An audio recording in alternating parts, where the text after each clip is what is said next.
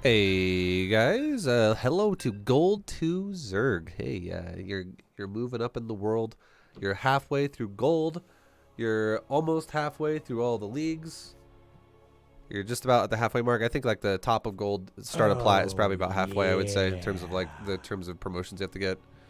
Uh, Throw, thank you very much for the 40-month resub. Thank you, man. Much love. But guys, now that we're in Gold League, what are we gonna start doing now? Or rather, I mean, we already talked about what we're going to start doing now in Gold League because we just did it last Gold. So we're going to continue doing everything we talked about in Gold 3. But now we're going to do something new in Gold 2. And that is going to be resource stacking. Okay? We're going to do resource stacking. I'm not going to talk too much about it. I'll give you a very quick understanding of it right now. Which all it means is I'm going to put 2 drones per patch. I'm going to physically tell my drones to do that. And on top of that, I'm going to prioritize the close mineral patches first over the far mineral patches. I made it to gold. Nice, dude. That's the highest I've ever been. Oh my god. Thanks for helping me love the game more. No worries, man. I got you. Thank you very much for the 3. Thank you, dude. We require more minerals. So what we just did is we just worked on stacking our patches, our mineral patches. Okay.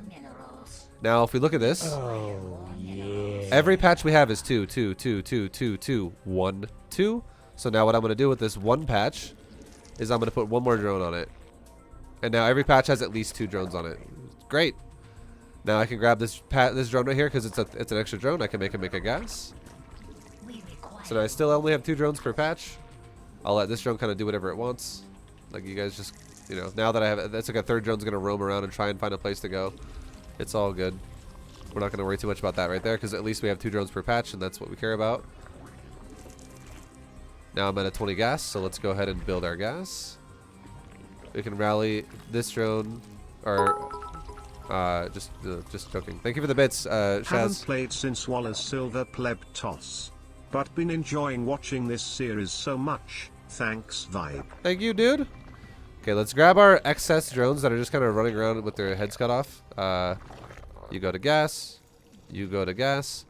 We can click patches and go, which one has 3? That one has 3. Okay, there we go. You can eyeball it or you can click it. Both ways work. But we just figured it out really fast. Again, we will go over this. We will go over this in the replay. I know I just kind of brushed over that super fast. So if you're listening to this right now as a player, and also there's like bits and donations happening and I can't even speak the whole time, you're probably like, Vibe, I don't know what the fuck you're just trying to tell me, but cool, dude. I don't know anything about what you just said. It's okay. Don't worry about it. It's okay. Don't worry, we're gonna break it down. I'll make sure you understand what's going on. Now look, we're getting a guy who's going for multiple barracks. Awesome, right? That's cool. And now we also just saw he's got reapers. Am I freaking out right now? No. Do I give a shit? Not really. Not so much. We require more minerals. Okay, and it looks like, you know, this guy looks like he's very aggressive, right? You're just like, ooh, oh Nelly, this guy aggressive. And he also killed my Overlord. It's okay, though, because we'll just make some more. We can now tell my queen to go attack towards the Reapers. Hey, queen, fight the Reapers. We got a spine crawler now. Get ready to inject our bases again. Let's get ready to inject our bases again. Inject our bases. Inject our bases. Make all them droney boys. Now let's tell this queen to attack now. Let's make a Roach Warren. Let's make an Evo Chamber. Oh, yeah. Let's make a Creep Dimmer. Yo, Kraken Marvin, thank you very much, dude, for the Prime. Thank you, man. Okay, so like I said before, we're gonna definitely break this game down in the replay a lot more. You know, because again, I want to really explain the concept of mineral stacking, and I want you guys to fully understand it. And I'm gonna do this for every race, by the way. In Gold 2, I'm gonna very, very thoroughly explain mineral stacking because a lot of people don't really understand what it is when you just tell them. They're like, I don't get it. I don't really understand why this is important, blah, blah, blah. Just know, simply put, well, again, we're going to break it down further in a minute, but simply put, it's really good about increasing your efficiency. It's another thing that you can do that's efficient in this game. That's the thing about StarCraft 2. It's a beautiful thing about this game is there's so many efficient things you can do. Like, there's, you can have, like, you can have 2 guys doing the same thing, it looks like, but one guy does it 10 more ways that are efficient than the other guy, and you're like, wow, okay. No wonder why this guy's always so much more consistent at winning games than the other guy. If you really break it down and you understand these things, it makes the game make a lot more sense. Okay, now we're just chilling, dude. We're chilling. We're gonna go ahead and, you know, spread some creep. Spread some creep. Spread some creep. Spread some creep. Spread some creep. Go and take our minerals. We got it. Safety roaches. We made safety roaches. And I scouted my opponent was being aggressive. Because again, we're doing that now that we're Gold Lake. Now we don't just only build a spine crawler and call it a day because there's no natural. Now we actually scout further into the main and try to figure out why there's no natural. And we went, oh, there's no natural because this guy went multiple racks before expanding. Yay Zerg and new B2GM, thank you so much for all of your continued help and education over the past couple years. I have begun playing SC2. Yo, no worries. Perseverance, thank you very much. It's actually Perseverance, just to spell a little weird. Someone took your ID. No. Thank you very much, dude. I appreciate it. Thank you for the bits. I'm glad you're enjoying it, dude. Okay, let's go ahead and take our gases. We can also take another base. And we want to go to 66 drones, right? We're really close. City 6. City 6 drones. City 6. Take a gas. Let's grab my queens on group 6. Hit eject. Put my mouse in the middle of the screen. Camera hotkey click. Camera hotkey click. Camera hotkey click. Easy peasy. Let's get some Hydra upgrades. Let's go ahead and put down a couple of creep tumors because we just injected as well. Saturation wise, we're looking for just a few more drones. Stick with the Evo as well while we're at it. And we're now at 66 drones. This is perfect. So now we can go into making Hydras and Overlords. Just like we always, again, what are we doing? We're reverting back into what we've already learned, but we're trying to do it faster. Also, I forgot to change my overlay. Fuck. I gotta do it right now. I can do it really fast. Sorry. Remember how we said it's not a 10-minute max? Well, guess what? It's not. It's actually a 9-minute, 9-minute and 45-second max. We're maxing a little bit faster than Turn Pros. Much love from Brazil. Yo, thank you very much, Leonardo Ilpids. iPads. Thank you, man. I appreciate it. Leonardo, thank you very much, man, for the 3. Thank you, thank you. Much love as well. Back at ya. Hell yeah, Brazil. Okay, let's go ahead and we can spread our creep. We're now also fully saturated on the 3 bases. We have the 120 supply we're looking for, so now let's fully saturate the 4th. Get up to 85 drones. Take our queens, inject, inject, inject. Go ahead and you know, spawn some of that creep. Inject, inject, inject. Because we saw we had a lot of energy on it last time. When we did it, we looked at the energy bars of the queens and went, oh, okay, there's more than one little bar here, so we could definitely inject again. So we went for another round. Okay, and droning is now done. Now again, we're going back into making units. Now here's a cool thing we're gonna do. Okay, check this out. Here's a cool thing we can do. We're gonna make 2 overseers. Okay, 2 overseers. Also, we're done on drones again. So, and we're taking another base because it's base fully saturated. So that's all happening. We get another space to inject. Let's inject my other bases. Inject, inject, inject. Vibe, your Zerg macro is dreamy. I want you to spawn my lava. Okay. Hell yeah! Thank you very much, Thick Natural Hatchery. Oh yeah. Oh baby. Thank you, thank you, thank you. Spread some of that creep, dude. Make some more Hydras, dude. Make some more Overlords, dude. And now we're going to make an infestation pit so we can go to Hive. Eventually we'll go into like a lurker den and all that jazz. But what now we're going to do is we're going to take our army and we're going to make... We're not going to move out yet, but let's try doing this now. We're going to add in a new technique here with scouting a little bit. We're going to drop 2 changelings. We just made 2 overseers and we just made 2 changelings. Take 1 changeling and run it around the left side of the map and 1 changeling and run it around the right side of the map. And now we're going to find out where our opponent is located. Let's go ahead and spread our creep. Let's go ahead and spread some more creep in this direction as well because this is kind of like a fogged out area. Definitely want to spread some creep there. You don't want it to be empty. Spread a creep tumor. Spread a creep tumor. Spread a creep tumor. Okay, and we're just about to max out. Well, also we can start a hive. Go to level 3 carapace. Let's go inject, inject, inject. Let's do it again. Inject, inject, inject. Let's do it again. Thank you. Inject, inject, inject. And now we can max out. And now look what we found. We found our opponent's base, right? Is there a base here too? No. So now we know where our opponent's base is. So well, as soon as my Hydra spawn, which is going to be in just a second, let's go ahead and attack. Go ahead and attack. And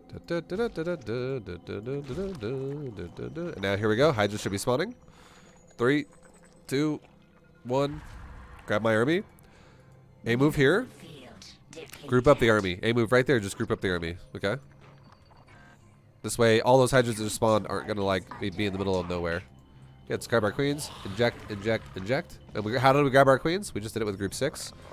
Later on, we don't have to always do that. Well, again, we'll expand upon macro more and more and more every time we get promoted. But for now, it's just super easy. It's getting us used to using camera hotkeys.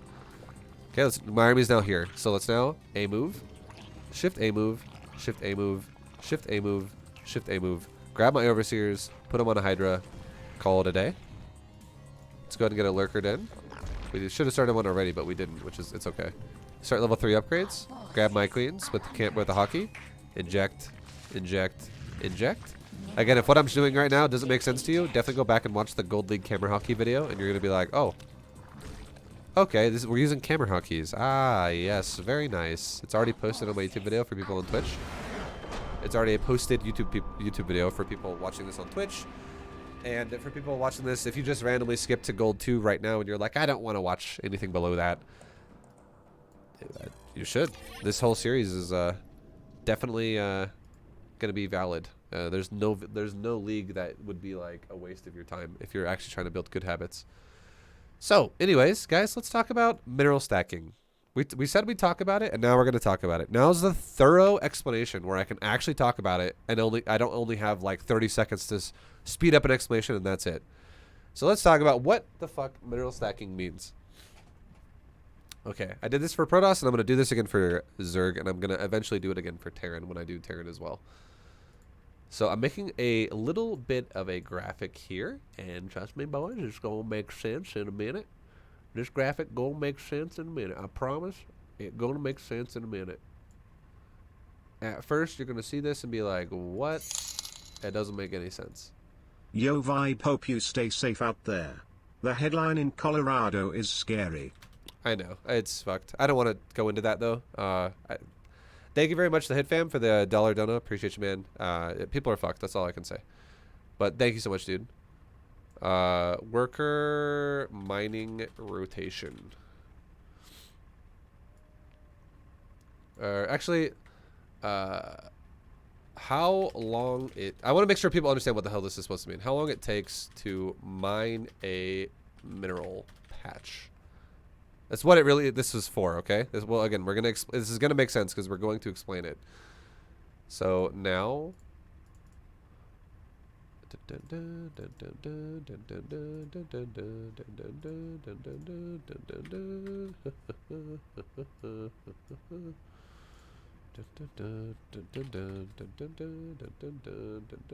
So I'm going to come back to this, okay? I am going to come back to this. We're going to come back to this little thingy right here. Okay, we're going to come back to that graphic. So let me explain mineral mining. What's the concept? What's the goal for mineral mining? What's the goal, right? The goal is when the game starts, you have 12 workers on your hatchery. And what they do is every single drone goes to this patch first. Every single drone goes to this patch first. Well, just watch. Look, all 12 drones, they will all go to that patch. That's how this is just what auto mining does. Again, this is something they added into the game. They didn't add this concept into the game. This concept that we're going to talk about in a minute has been in the game forever. But in Legacy of the Void, they made every race have auto mining, which meant that players themselves, if they don't really know what they're doing, they don't have to mineral split a mineral line. Okay? So I'm sure when you watch a high level player, or especially Brood War players, a lot of times you watch them like go crazy with like telling the workers to split all of the mineral line right away, and you're like, whoa. Okay, this guy just said, like, let's say in Brood War, you start with like 4 workers, and then you watched this guy's 4 workers all split themselves on different patches because he like clicks them all really fast. We're going to talk about why this makes sense. So in StarCraft 2, Legacy of the Void, the game you're playing right now, every worker is told to go mine the middle patch. So every worker is going to go there, just like that. They're all going to go to that patch first. And now what happens is only one drone can mine a patch at a time. You can't have 2 or 3 drones all mining at the exact same time. Every drone has to take a turn. Every drone has to take a turn while mining, right? And when every drone has to take a turn while mining, what that means is that there are more patches than one patch, so every drone is going to go to a new patch. Every drone is going to go to a separate patch again and again and again and again and again. So you have to, and then you only have 8 patches, right? So you have 12 drones to start on 8 patches. So what the split is going to be? Finally, some premium SC2 content. Thank you, dude. Sergey Teddy, thank you, man. Much love. What the split is going to be is it's going to be 8 drones, or 8, sorry, on 8 patches with 12 drones. 4 of those patches are going to have 2 drones per patch, ideally, and then 4 of those patches are going to have 1 per patch. Now, why does this matter? Why does this matter? This matters a lot because there's 2 things you don't want to happen. The first thing you don't want to happen in your mineral line is you don't want a far patch. And what it means from so there's 2 terms. There's a close patch and a far patch. What is a close patch? It means it's closer to the hatchery. What is a far patch? It means it's further away from the hatchery. I mean, because your drone can't mine a far patch from standing right there, but it can mine a close patch from standing right there. A drone has to go all the way into there to mine the far patch. So far patches get a little bit less efficiency than close patches because there's less travel time, right? So it'd be like saying, what if like you're moving houses and there's like a moving truck, and one of the trucks you're moving out of is parked on your side of the street, and what if the other truck is parked on the other side of the street, and you got to walk across the street every time now to go grab stuff out of the truck? It's there's a little bit of difference in efficiency there. It's not like tremendously important. It's not like, wow, this is going to make or break your game every time. It's just going to add efficiency into your opener. It's all I'm saying. Okay, so if you're someone out there that's like, no, this is too advanced for me, it's too much, do you have to do it every game? No, you can actually get away without doing it. You can literally not do it. But if you do it, it's going to make your opener more efficient. It is important. It is relevant. It's not like it's worth nothing. So if you want to squeeze out every advantage you can, this is definitely something that's going to be relevant to you from now on. And again, the reason why it's so important as well is because you're doing it in the time of the game when nothing else is happening. So it's super easy to do it. You don't have to do it for every base. So anyone out there who's worrying, let me just prevent someone from worrying right now. You don't have to do this for every base, guys. You don't have to do this the entire game on every single base every time you take a base. You don't have to do it. You only have to do it on your main base for the first 1 minute of the game. That's it. And then you're done. It's only the first minute of the game when you're doing genuinely nothing. Otherwise, you'd just be sitting here looking at your base going, like, just fucking staring at it, right? What else are you doing at this point in the game? 1 minute's way too early for anything. Like, the cannon rushes don't even start happening until like 50 seconds. So, yeah, anyways. 2 things that are important, right? One is understanding that there's a close patch and a far patch. Getting drones stacked on close patches is one way to make this more efficient. So close patches are a priority.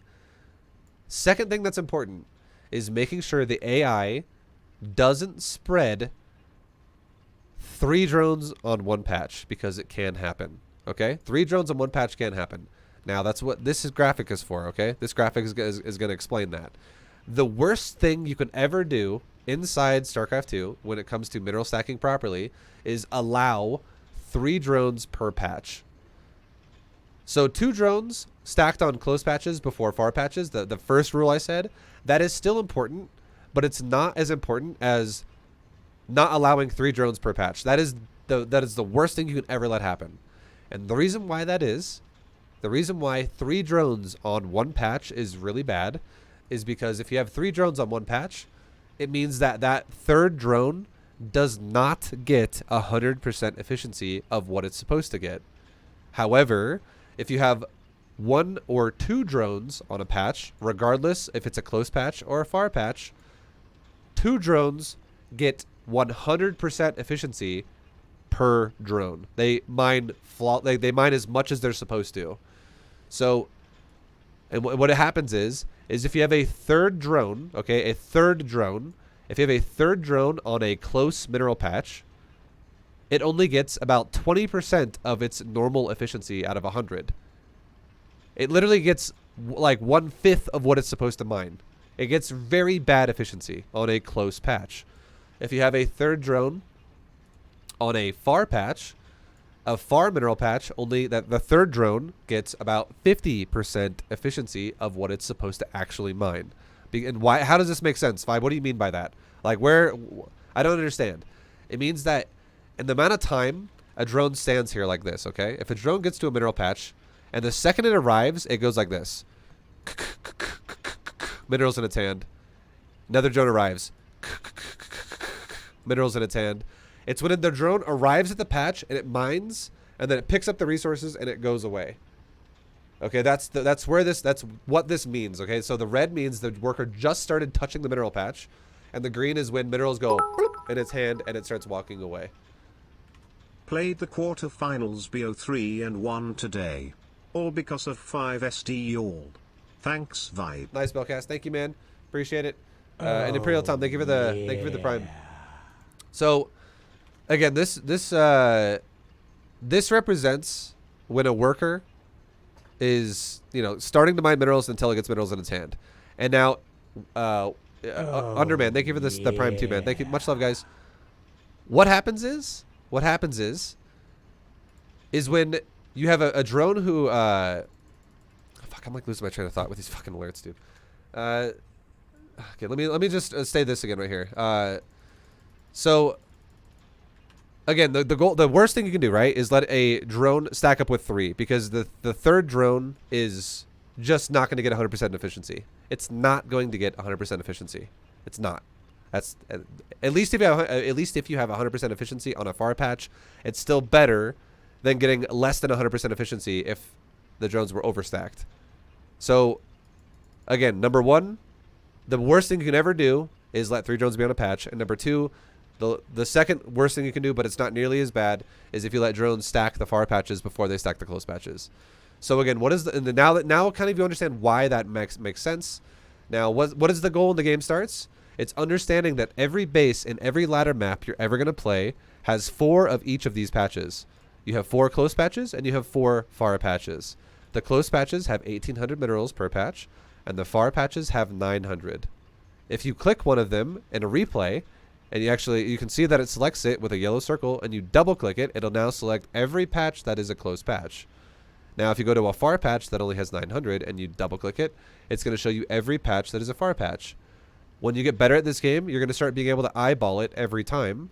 And physically, all it means is, once again, patches that are far are literally further away from the hatchery than patches that are close. Drones have to walk a little bit of a further distance to far patches over close patches. So mineral mining is more efficient on close patches. Now, again, you have 12 drones, so what's going to happen is, now we're going to talk about this specifically, and then we're going to really break this down. When workers mine out of the game right away, what do? They all walk from the side of the hatcheries, or the side of the hatchery, and they all walk to the same patch here in the very middle. Okay? They all walk to the very middle patch here. And then what happens is whenever a drone gets to a mineral patch, when the drone's mining, if this whole thing, how long it takes to mine a mineral patch, Jesus. Oh my God, if this represents about 2 seconds, okay? Let me just write it down up here. 2 seconds. If this represents about a time frame of 2 seconds, okay? This is what it represents. This whole little chart thingy here. It represents 2 seconds of time to go from drone touches the mineral patch, 1, 2, it has minerals in its hand. If a other drone arrives at the mineral patch, so let's say the first drone has only been touching the mineral patch for about, like 1/5 of a second. Like very, very, like it's barely been touching the patch. It means that in its current phase of mining, if we're at like very, very low mining, it's going to be like right about there, right? It's going to be somewhere in the bottom, like right about here. It's going to be super low. And now if a second probe or drone or whatever race you are, all the workers work the same. If a second worker arrives in this threshold of time, the worker is then going to go, okay, I'm going to shift over to another mineral patch. I'm going to shift over to another mineral patch. I'm going to shift over to another mineral patch. So for instance, if like my first drone right there, this guy who just touched the patch, he's now the first one mining it because it's the mineral patch isn't even being mined. And now this little chart thingy here, this little grid thing, this starts registering because one drone is now on the patch. Now drones 2 and 3 right there are getting to the mineral patch when the first drone's mining is about that far along. So what are those two drones going to do? The two drones that are selected are going to split off, right? I just started ranked and thanks to B2GM I'm already gold 1. Keep up the great work. Thank you very much. 5 SD. Thank you very much, Imperial Tom. Thank you, man. Keep it up. So these drones go off. Now look at these two drones. These next two drones are like these drones are 4 and 5 because we had drone 1 go to the patch. Drone 2 and 3 already arrived at it and they're already starting to turn off. Drones 4 and 5 are now about to arrive at it. And when drones 4 and 5 arrive, they arrive right about like right here, right on the 20% marker. So they go away. Now look at the next two drones. Drones 6 and 7 are now going to arrive, and they arrive probably around like right here. So they're going to go away. Drones 7 and 8, or drones 8 and 9, or whatever. Like you get what I mean. Like the next two drones, they keep arriving at like these phases where it keeps going forward, and then finally the last two drones are going to arrive when it's about like right here. So like it's timers of mining is when they arrive, and whenever they arrive in the red. Whenever a drone arrives in the red marker, anything that's 40% of the current drone mining on the patch or below, that drone will turn away. It'll turn away. It'll leave the patch. It'll go somewhere else to a patch that's not being mined like that. It'll go to a patch that's either not being touched at all, or it'll go to a patch that has a drone currently in the green, something that's about to leave the patch. That's what AI does for StarCraft 2 with mineral mining. So what happens now is the way the AI works is a lot of your close patches are a lot of the patches that are on the far sides of the mineral line. They're furthest out. They're away from the center usually. So if the center has drones arriving like there, what's going to happen is the far patches in the middle of the mineral line, the patches that are less valuable, they're going to be double stacked by default because of the way the AI works. Because again, every probe goes to the middle patch first. They don't all go to their own side patch. I hope this is making sense so far. If it hasn't made sense, I would recommend probably rewatching, just because this is a concept that's important to understand if you want to have any idea how mineral mining is actually working in StarCraft 2. And we can abuse this to our advantage, right? So, and it's a very easy thing to do once you understand it. So what we're going to do is again, we're going to allow the fucking game to start. It automatically spreads itself, and look what happens. Now, every drone has now spread itself. This is going to happen almost every single time. This is just how AI works in this game. So now if we click a patch, we can see how many harvesters it has. And we'll go from bottom to top. This is a close patch. It has 1 harvester. This is a far patch. It has 1 harvester. This is a close patch. It has 2 harvesters. This is a far patch. It has 2 harvesters. This is another far patch. 2 harvesters. This is a close patch. 2 harvesters. This is a far patch, 1 harvester. This is a close patch, 1 harvester. So the very middle 4 patches got 2, and the farther out 4 patches got 1 each. And this is a problem because this means only half of our close patches have half of our closer to the hatchery mineral patches have a double stack, and half of our far mineral patches that are further from the hatchery have a double stack. So what we want to do is we want to shift off the far patches with 2 each. 1 goes off each, and 1 goes down here, 1 goes up here. It's literally that simple. And what we want to do with this is whenever we tell a drone to leave the far patch, if we send a drone off of one of these patches and say, hey drone, here, go there. We want to make sure that when that drone arrives, it doesn't arrive when this drone who's already mining the patch on that one right there. We want to make sure that this drone is not currently under the 40% threshold of mining. We want to make sure that that drone is somewhere above 40% up here, so that the second drone we send off will stay there. So as you can see, we do it right now. We grab a drone. We'll do it in just a second. And now go to my vision.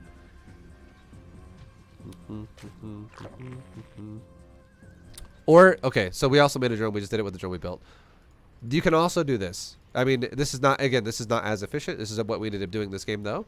But look what we did. A drone popped out, and even though my drone is rallied to this patch right here, which could potentially maybe make it go to 3, we told the drone to come here and mine this patch. And now what happens is it arrives, and when did it arrive? It arrived right after, it arrived in this time frame right here. Like, it arrived just after the drone put minerals in its hand and left. So that drone had time to go to the hatchery, come back, and start all over again. Right there. And when this drone now starts mining, and this drone arrives, the first one, the original one, notice how this drone's not done yet, but it's about to be. So the second drone now arrived at the mineral patch when this drone was probably there. So drone number 2 left and came back, and it arrived when drone number 1 was just about done, which is in the green threshold. So now the first drone again now is going to take minerals in its hand and leave again, and they're going to repeat the process. And this drone, the second drone, will now wait and stay there properly because we're not under the 40% threshold of the time that it's been touching the patch. So now these drones will mine in perfect harmony and never fuck it up again. Because once the drone, if a drone, and here's the thing, if a drone ever gets in anywhere in this green threshold, okay, if a drone ever arrives anywhere in the green, it'll wait the remaining amount of time.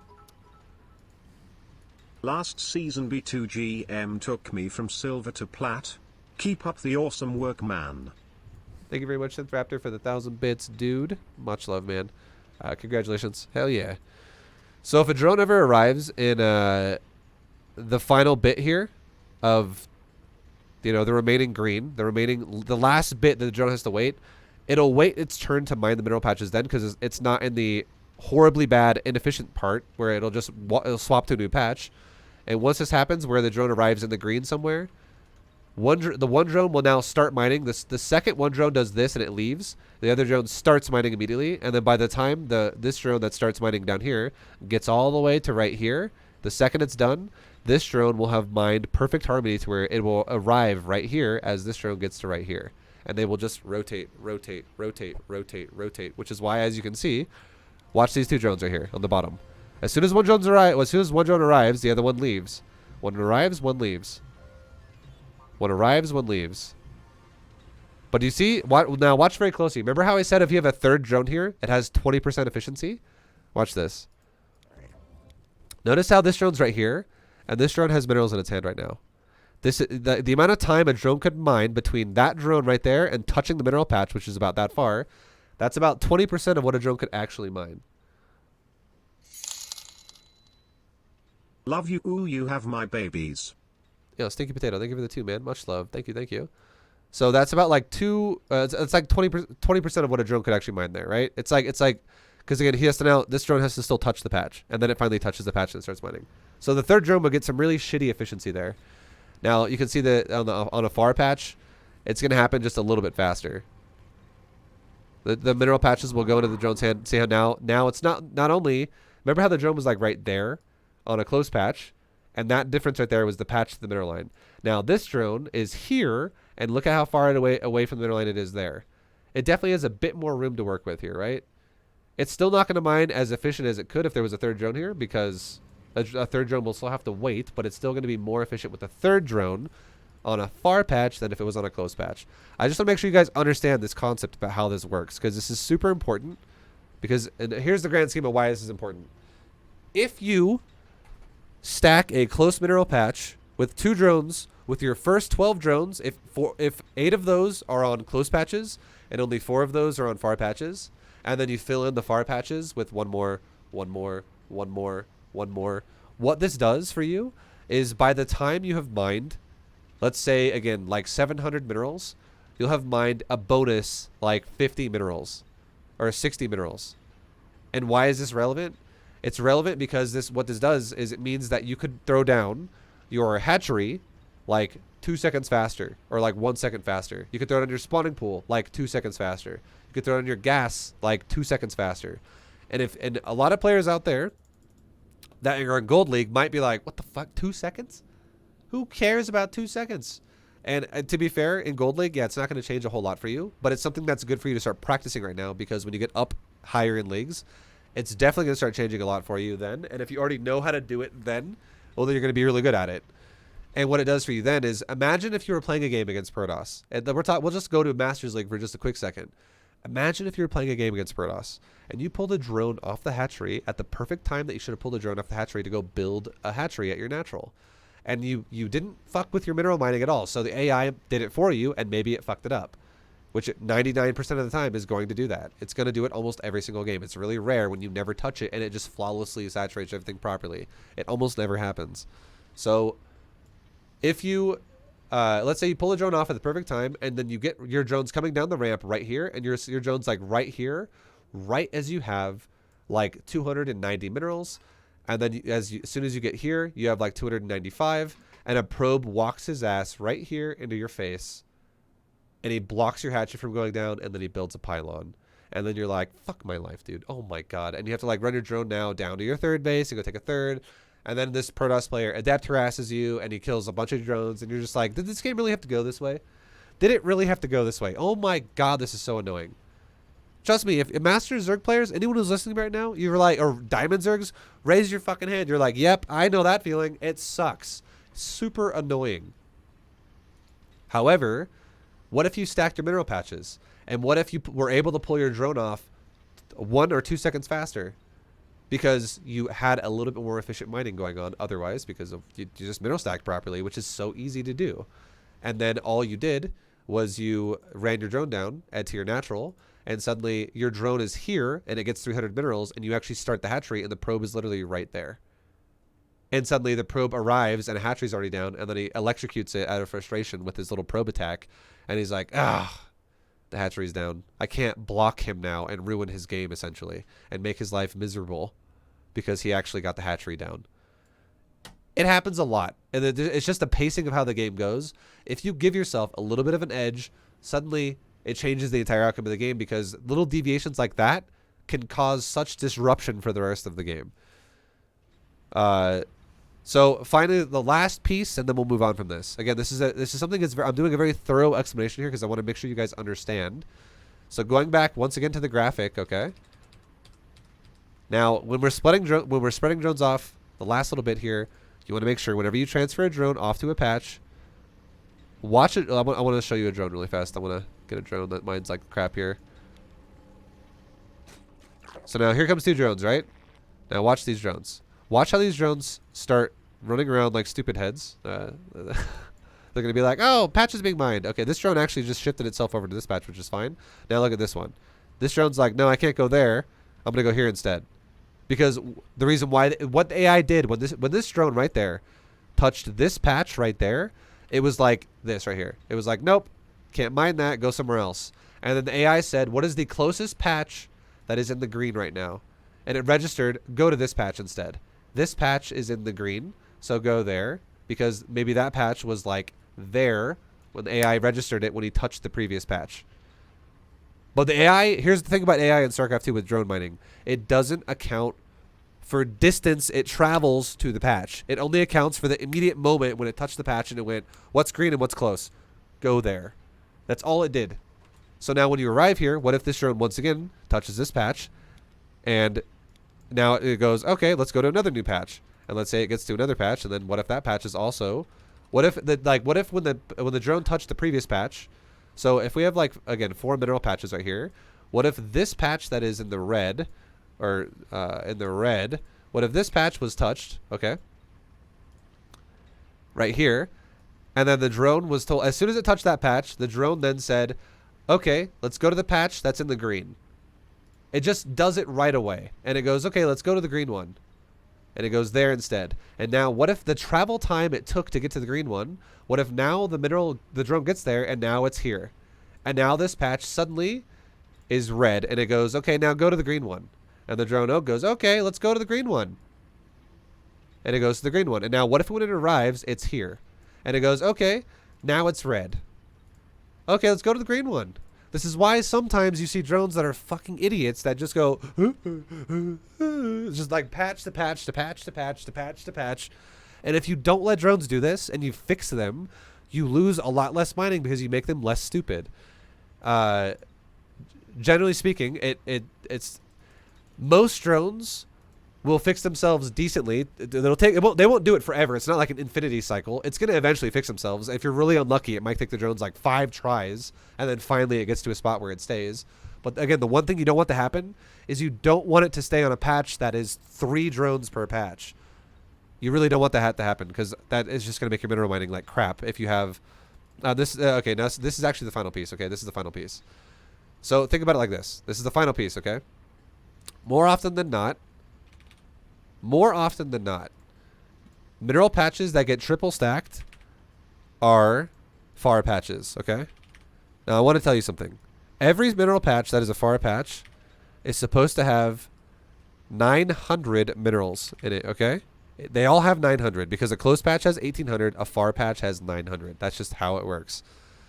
Now, if you have 3 drones, mine patches. Okay, so if each one of these patches starts at 900, and let's just say hypothetically that your drones, this one only had 1 drone on it.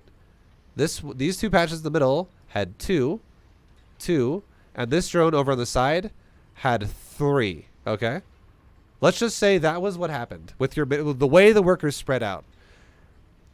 This is what will happen to you, and you're getting 100%. This is what will happen to you by the time that the mineral patches in the middle, the 2s, are at like 200.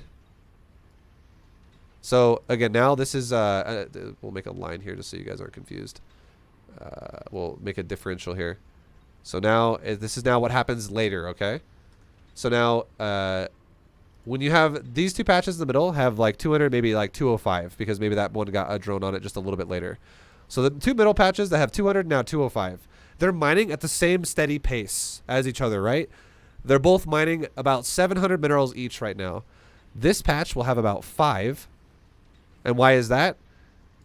Because, why is it? Okay, go increase it. The fuck? Hold on. I want to make that 5 looked fucking weird. It was like cut off or something. Okay, there we go. So now this patch will have 5. And now how much do you think this patch will have? Or sorry, I did it wrong. Jesus Christ, I did it wrong. This one should have 5. This is the triple stack. It's the triple stack that'll have like 5. And now how much minerals do you think would be left on the 1 drone patch? It's people might not realize this is what it's like though, but it will legit be like this. It'll have like 550. Okay? It'll have a lot more. Like maybe even closer to 600. And what this means is what's the difference now between these 2 patches right here? What is the difference between these 2 patches? Right there. It's about 200 resources, right? Like, because we have 3 drones instead of 2 on a FAR patch, this mineral patch has mined an additional about 200 resources for us. We've gained about 200 resources there for a 3rd drone being on that patch faster. But now what's the difference here? Usually what will happen here is this one will be like a 300 to 400 mineral deficit. So although we gain 200 there, we lose at least like 200 here, like 150 to 200 here. It's because again, this one could very well be this one right here. This could very well be around 600. I feel like 550 is being fucking fair. That's actually like on the better end. It's usually going to be around 600. It's going to be really fucking back there. So you're losing money because you overstack patches. This is really, really fucking bad. And if we're talking about the early stage of the game when you're developing and you're just always having this money always be negative, these are the things why when you look at your build compared to someone else's build and you go, how come he just has more than me? How come Vibe, every fucking game I watch him play, how come this guy always just has, more resources than I do? How come he always has more supply? He has more shit built. He has more bases.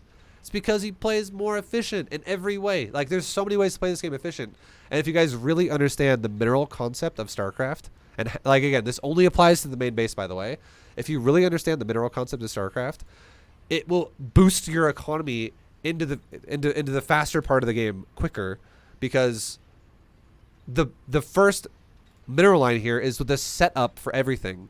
This is what sets your whole build up. If it's slow as shit, it's going to set your build up to be slow and not great. If it's really well done and it's really efficient and clean, well, the rest of your build's going to set up to be faster as well, and then it's up to you to not make mistakes throughout the game to keep it going, right? Because that's the hard thing about StarCraft is it never ends, right? There's always something you got to do that's efficient at all points of the game. And we've already really been talking about creep spread and injecting larva and 5SD, 5SD. We've been talking a lot about that, and that is definitely something you got to do that's efficient throughout the entire game. It's mandatory the whole time. But this is what's efficient for the first minute that catapults your build into a better place faster. That's why it's super relevant to do right off the bat. And then now finally for the real final piece of all of this. Why does it only matter, Vibe, for the main base? Why does it not matter for the natural? Why does it not matter for the third? And the reason why is because if you only have 16 drones, or if you only have 12 drones, if you only have 13 drones, one drone, if like you did, let's say you did this, okay? Let's say you did this. Let's say you had like a little pie chart here, okay? One drone out of your first 12 could be like this. That's how much one drone out of 12 represents out of your economy. If you multiply that by 12, it takes up the whole circle. What if you have 2 bases instead? What if like now we're talking about fixing one drone when we have 40 drones? Well, now suddenly one drone out of now 40 drones is not going to be that big anymore. Now it's going to be more like that. This is now maybe like one drone out of 40 right here. And you know, that's now like 1 out of 40. And now let's say like one drone out of 80 drones. Thanks for doing the B2GM series. No worries, dude. Thank you very much for watching, man. Thank you very much for watching, dude. Now, this is like one drone out of 80, right? Where it's like this. It's like, well, Vibe, what about this, right? Okay, we'll just do a lot. That didn't go the way I wanted to. But you get the point. It's like, that's not like 1 out of 80. So the point I'm trying to make here is the less drones you have, the bigger the impact each one individual drone has. But the more drones you have, the less impact and the less impact and the less impact each individual drone has. Also, there's more efficient things you need to be doing than fixing this one drone when you're on 50 or 40 drones at that stage of the game than going mineral line, mineral line, mineral line. Like what you need to be doing then is making sure your injecting is going properly. Make sure your creep spread is going properly. Make sure your overlord's scouting properly. Make sure your units are moving around the map properly. There's so much more shit you got to do after the first minute of the game. The reason why this one right here is so relevant and so important. So this one right here, right, the very top one, why is that so important and so relevant? Because you're literally doing nothing at this stage of the game anyways. If I just think about it, what do you normally do at this point of the game? You go like this. 5SD. Make Overlord go down the map. 5SV for Overlord. 5SD. You could play this with like 1 APM or 2 APM. Like obviously I'm exaggerating. It's not actually like 2. It's more like 10. Like 10 to 12 APM. It's fun. You're doing nothing. And at this point in the game right now, you are basically already done. Once you're about 1 minute in, you're already finished with it. Because all you got to do is you get your first 16 drones on 2 per patch.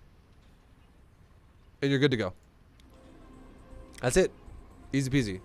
And now what this is going to do for you is in the first, from now on, for the rest of the game, until this base mines out or whatever happens, this base is going to give you efficient income the entire time. It's going to give you a lot of efficient income. As long as we don't have 3 drones per patch on like multiple patches and only 1 drone on close patches and shit like that. So that's something that's super important to know. It'll definitely be something that you'll notice that all high-level players do this, by the way. Anyone who's like Masters or GM, they do this literally every game. And it's not hard. You can do it super fast. Anyways, there you go. Hopefully that was a good explanation for you. And now we're done with that, okay? So now we're never going to have to do that explanation again. We're not going to do that explanation every single game. Don't worry.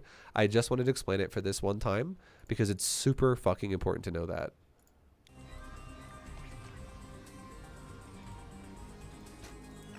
And if you don't understand it, I highly recommend you watch it again because, again, it definitely... This is the final way I'll try and convince you that it's relevant, okay? It's the final way I'll try and convince you it's relevant. It does matter. Imagine if you got an extra 50... We're not even talking about hatcheries going down 1 second faster and a pool going down 1 second faster. Imagine if in the first like 700 minerals in the game that you mined, you generated an additional like 50 minerals out of like the first 700 you've mined throughout the game. Which only takes about like 1 or 2 minutes, by the way. Like in between 1 and 2 minutes, you can mine an additional like 50 minerals out of that if you mine properly. What happens is it allows you to make another drone faster than you would have otherwise made. And then you know what that drone does? If you have a drone that spawns, like, you can start making it a few seconds faster because you had efficient income. It means that drone can then mine more minerals for you faster. And you know what that then means? It means that can also increase your income to make your next drone faster. And then that can also increase your income to make your next drone faster. And then that can also increase your income to make your next drone faster. It literally builds upon itself. If you make money faster to invest into things that can also make money faster, your money starts going a lot faster. It doesn't just stop after 1 minute. This is why I say it carries through the entire fucking game. It just makes your opener more efficient and cleaner and faster. It carries through the whole game. So it's very relevant to do this.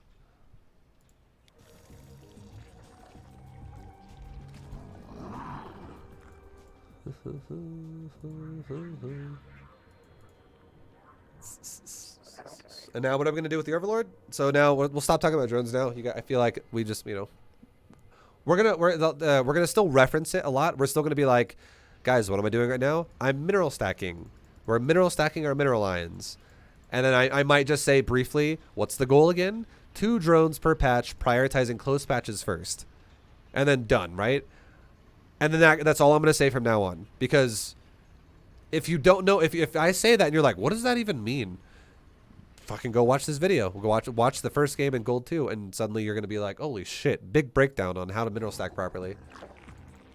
But now, again, it's going to be, we're never going to stop doing it from now on. We're doing it every single game from now on. Okay, so what did we just scout, right? Before we were scouting, oh, no natural. Oh, no natural. But now we know, okay, no natural, but at the cost of what? Ah, double racks. He made also a couple Reapers that just left his base, and also a bunch of Marines. I'll just kill my Overlord. So, yeah, that makes more sense, right? Ah, okay, yeah. I now know why he doesn't have a natural. So what do? I make a Spine Crawler, and I do my build exactly how I was before. Am I freaking out right now because he made Reapers? And am I making a bunch of Spines everywhere? Am I starting my Roachborn right now? Am I making Zerglings right now? No, I'm not.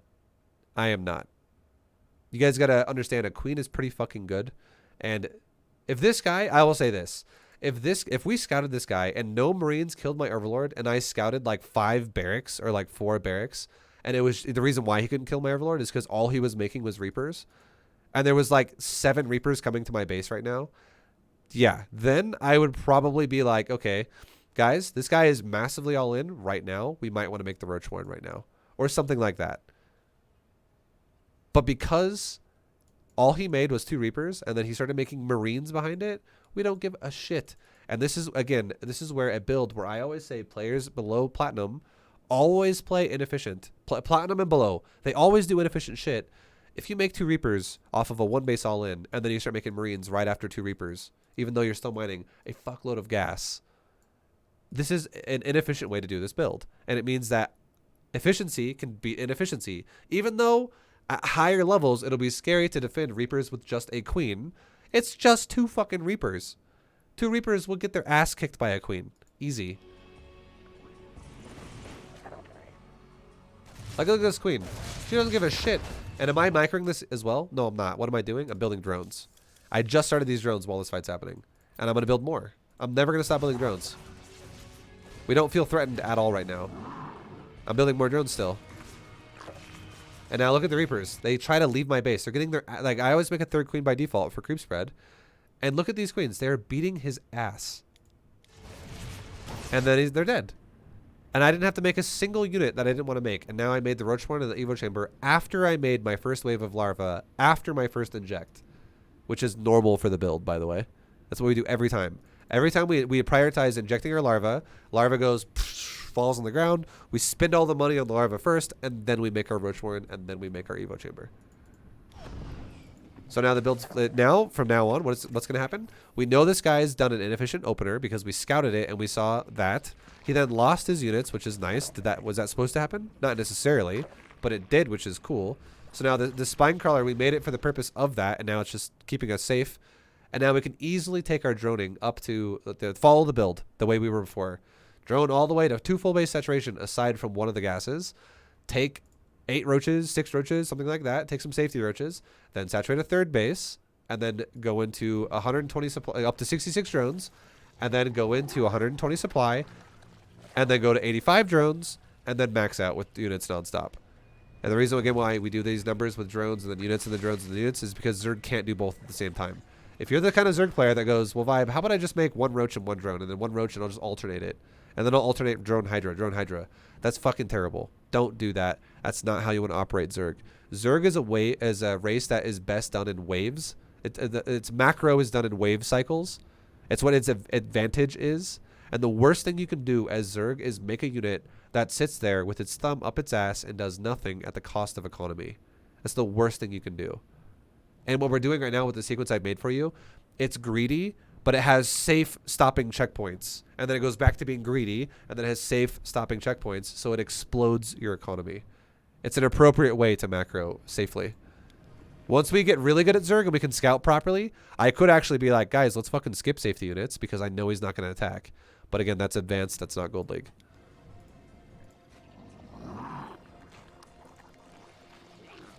Now you can see we just are going to get... Look at the supply already. What, Vibe, why are you so far ahead? Vibe, how come you're so far ahead? Because of all the things we've talked about with efficiency in Bronze League so far, and in Silver League, and now also in Gold League. These are all the reasons why only 5 minutes into the game, I'm already doubling my opponent's supply. Because we are more efficient.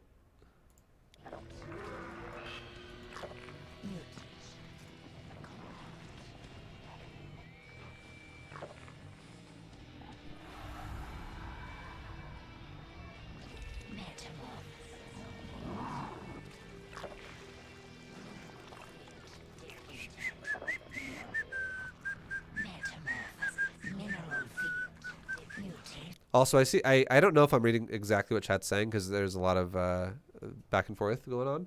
But let me just tell you guys something. Anyone who's worried about a build in Gold League and anything below, in Platinum League or anything below these leagues, guys, I just want you to know that builds don't matter for you right now. They really don't. If you feel threatened, you can make units. But if you don't feel threatened, like, and again, I really want you to feel confident that you're not feeling threatened, right? Like a guy who has barracks defensively, and then he makes 2 Reapers and then Marines. That is not threatening. And why is that not threatening? Think about it. I'm going to actually break it down. Why did I not feel threatened? I feel like people don't understand these concepts. Big Plumbus, thank you for the 5-month resub. Good morning, Vibe. I have nearly 2 1v1s worth of points for you. Thank you very much, Plumbus. I look forward to fighting you someday, man. Hell yeah. Thank you, dude. Why was I not threatened this game, guys? Why was I not threatened? Because I only saw 2 Reapers, and then I also saw he was constantly making Marines after the Reapers.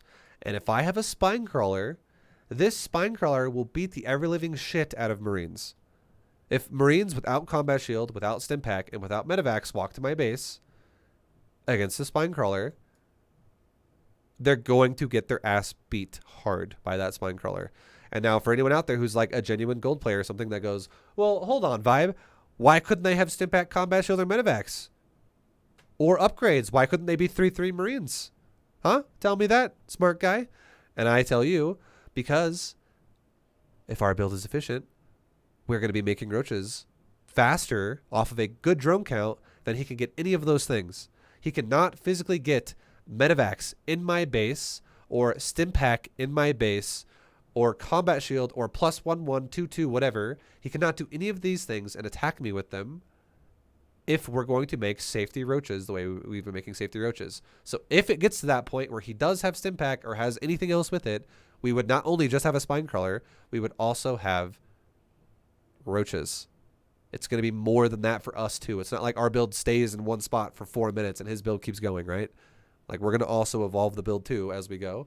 So if he were to attack me early enough to where the only thing I did have was a Spine Crawler and I didn't have roaches yet, it would literally be like 8 Marines without Stim Pack or Combat Shield or upgrades. And 8 Marines walking into a Spine Crawler are going to get their fucking ass beat. Especially if like 2 queens, which are the queens that are going to be here as well. One's a creep spreader, one's an injector. If they're also attacking the Marines with a spine. Okay? Like it's insanely effective at killing unupgraded Marines. That's why I was not intimidated. He made only 2 Reapers, which can bypass the spine and go in my main, but 1 Queen can beat the crap out of 2 Reapers. No problem. And now you can see we're maxed out and he's not even 100 supply. So he just dies. Efficiency beats non-efficiency. Every single time. Understand efficiency, understand how to get better at StarCraft. Like, that army was so tiny, comparatively, right? Also, my chat always does this. The chat always gives me so much shit every day. Lol. Vibe said he's only going to do 10-minute analyses. I did say that. And from now on, they will be that long. The first game, especially when I introduce a new concept, is always a long analysis.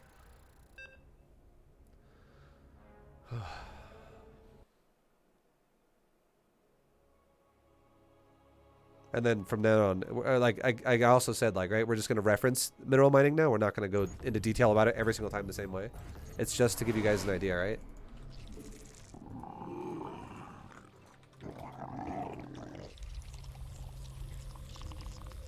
Okay, so let's fix our mineral mining. Send it to a close patch. Send a far drone to a close patch. Now look how I fucked it up, right? Grab the drone and fix it. Red, red, red. Now it's green. Awesome. We've just now fixed the drone. Now here's a cool trick. If you ever forget to make your overlord, just like I did, you can go like this. Grab a drone, build your gas, hold down make drone. As soon as drone makes, cancel the gas, and send your drone back to the mineral patch. And now what I just did is it's called over droning. I just made my supply go to one above what I had, because when a drone goes into an extractor, it actually removes your supply. And when a drone comes out of extractor, it gives your drone back. So we just literally like took the supply away, but putting in a building, made a new drone with it, and then canceled the extractor to make the drone. And why is that relevant? Why did we want to do that? Like, what does that do for us? Why is that something we should even be bothering about? Because if we didn't do it, we would be larva capped on the hatchery. And larva cap is not good, because it means if you have ever 3 larvae sitting on the hatchery, you're not generating larvae ever anymore.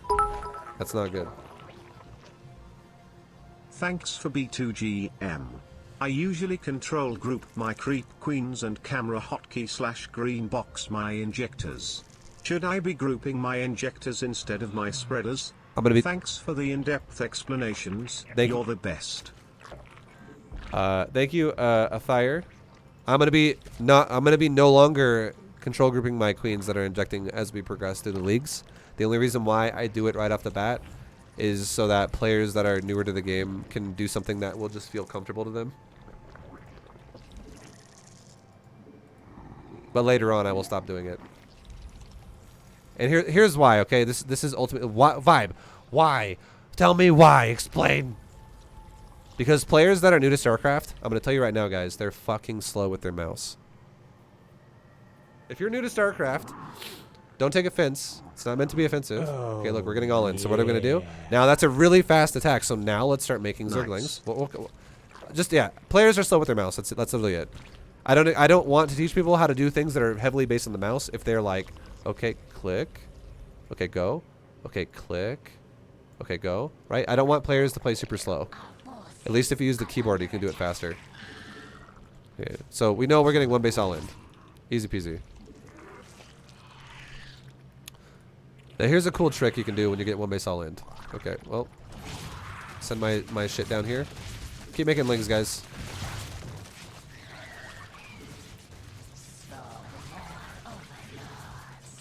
Okay, looks like we've recovered. Okay, now we can inject. So what I was going to do is I was black nut. Sorry. I was not going to inject my hatcheries because I was going to use my queens for transfuse. This is a cool thing you can do as a Zerg player if you see you get all in.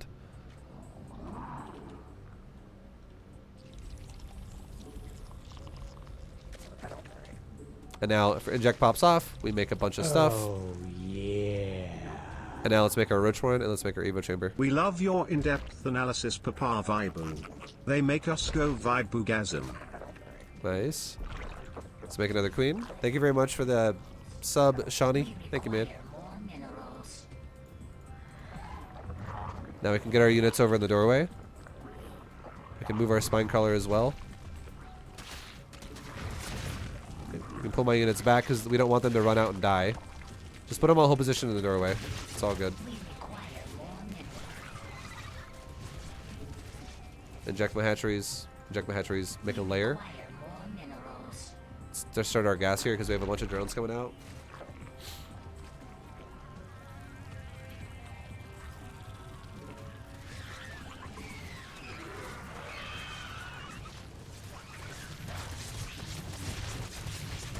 Okay, the screens can help the drones. We can tell the drones A move and then right click the mineral line. And now we're good to go. Put 3 drones back on the gases. Take our injects. Take our injects. And let's also let's hotkey these queens. Can make sure the bases are camera hotkeyed, right? And let's take our 3rd base while making roaches now. Make some overlords because we're supply blocked. And we'll talk about this defense in a second here. Now let's take my lings off hold position.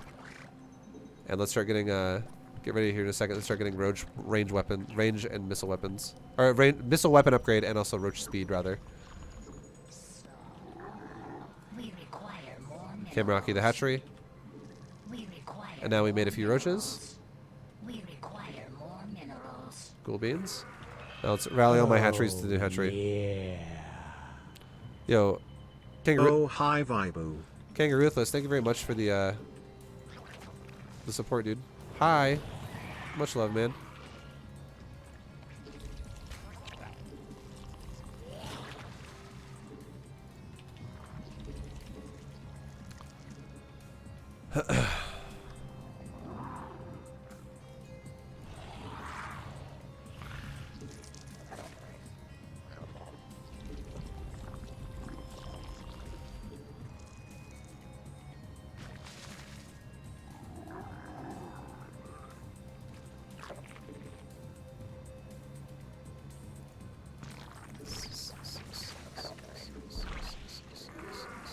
Let's get our hydrogen because we're coming along here.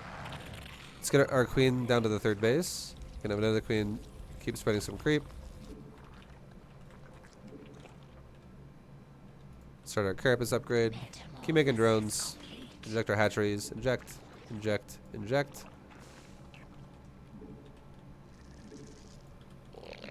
Go ahead and... Is Vibe microing?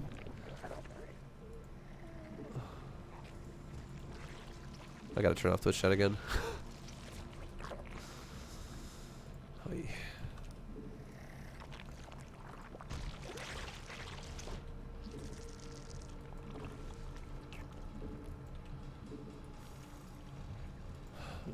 Okay, we're gonna go ahead and make a little more drones so we can take our next expansion. Mineral field depleted. Start level 2 upgrade for missile weapons. Get a couple more overlords.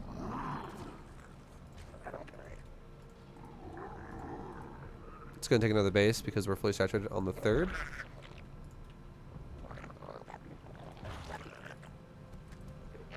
And this base is oversaturated as well. We can send new drones to this base. And now we can make hydras to 120 supply. And the reason why the build's a little bit off here with the terms of like our drones are late. What the fuck? The mineral patches are mining out of the main so fast. It's because the Zerg attacked us really early and it kind of fucked the build up a little bit, right? Because we had to respawn to that. So now, again, what do we do right after it, though? We fall back right into the same trend we were doing before. Same trends.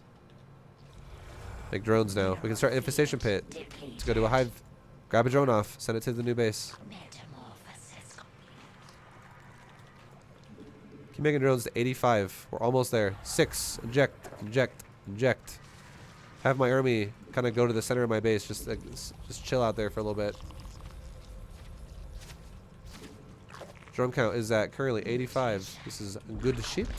Also, this base is now fully saturated. Let's take another base. Let's go ahead and take another creep tumor. And like another creep tumor again. And then we should be okay with creep, I would say. Creep is mostly going to go everywhere. 6. Inject. Inject. Inject. Go back to my main. Hive that bad boy. Grab a couple drones off. Send them somewhere new.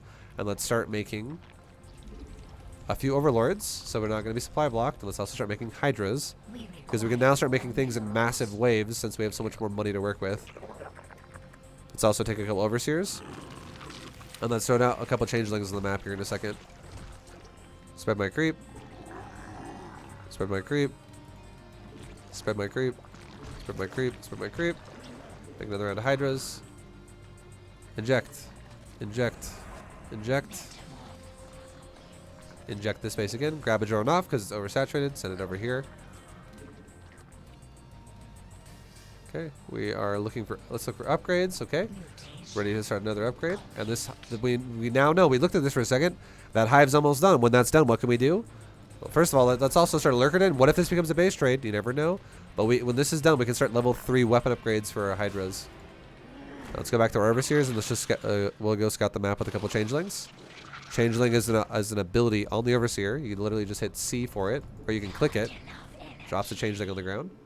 We now can max out with our hydras. 6, inject, inject, inject. Let's do another round. Inject, inject, inject. Cool. We can do another just inject here because this queen still has a bit of energy left. I can clearly see that's a full purple box there on its energy bar. So inject it again. Same with the main queen. Natural queen, just got it too. Okay, we just injected again. It's fine. This queen at this space, hold shift, inject, inject. Cool beans. Let's go back and do some creep now. And by now, the hive tech should be done, so we should be able to start level 3 weapons, right? Because we were just talking about that. So let's go back to our natural hotkey. Boom. Click the Evo chamber. Make Evo chamber level 3 weapons on it. And now where are this guy's base is at? So we saw nothing on the right side with this changeling. Now we see his army. How about the left side? There's nothing there. And then now we're getting ready in a second here to move out because is there anything here? There's a base there. Okay, so now let's move my army like right here. Get my army all situated right there because now we can attack there, then there, then there. And our army's not going to go half this way and half this way. Like around 2 sides of the map. Because they'll get stuck because these rocks fuck up the pathing. So now my army groups up right here. It's all grouped up pretty well. My army is nice and stacked up. So now let's take our army on the minimap. We can just go A move, A move, A move on the minimap. Grab my overseers, follow a hydra, and go back to macroing. We can get lurker upgrades. Inject, inject, inject. Inject. Inject, inject. This base, all the bases are still pretty good. They're all pretty good still. Let's go ahead and start another base though, just because. I mean, it's gonna give us more larva, and this base is also gonna start mining out really soon. GG. Inject, inject, inject. We can make hydras in the process. They just instantly remax. Boom, super fast remax, because we have a lot of larva to do it with, right?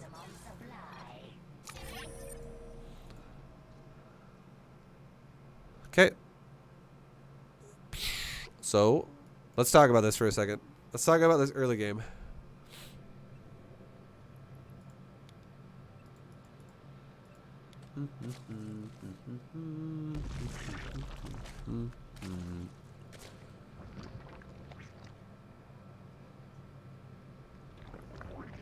Let's talk about it. Let's talk about it. Let's talk about that.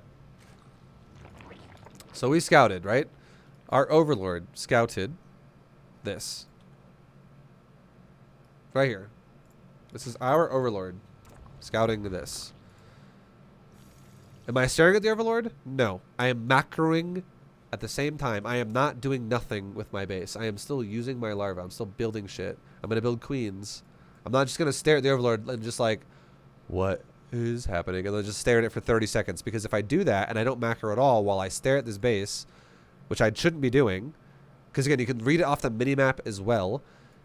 If we notice, oh, he doesn't have a natural, then we can look at it while we're still macroing in the process. Do not stop macroing, because if you stop macroing, even if you get a flawless scout and you just stare at it like this, you scout and you're like, cool, I'm just staring at this overlord that goes around his base for like the last 40 seconds, and I know exactly what he's doing. But you didn't macro anything in the process the entire time you did that.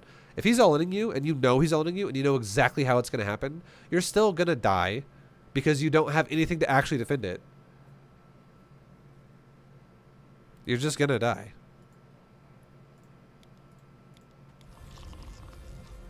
So, we were macroing the whole time, and then we go, oh, cool.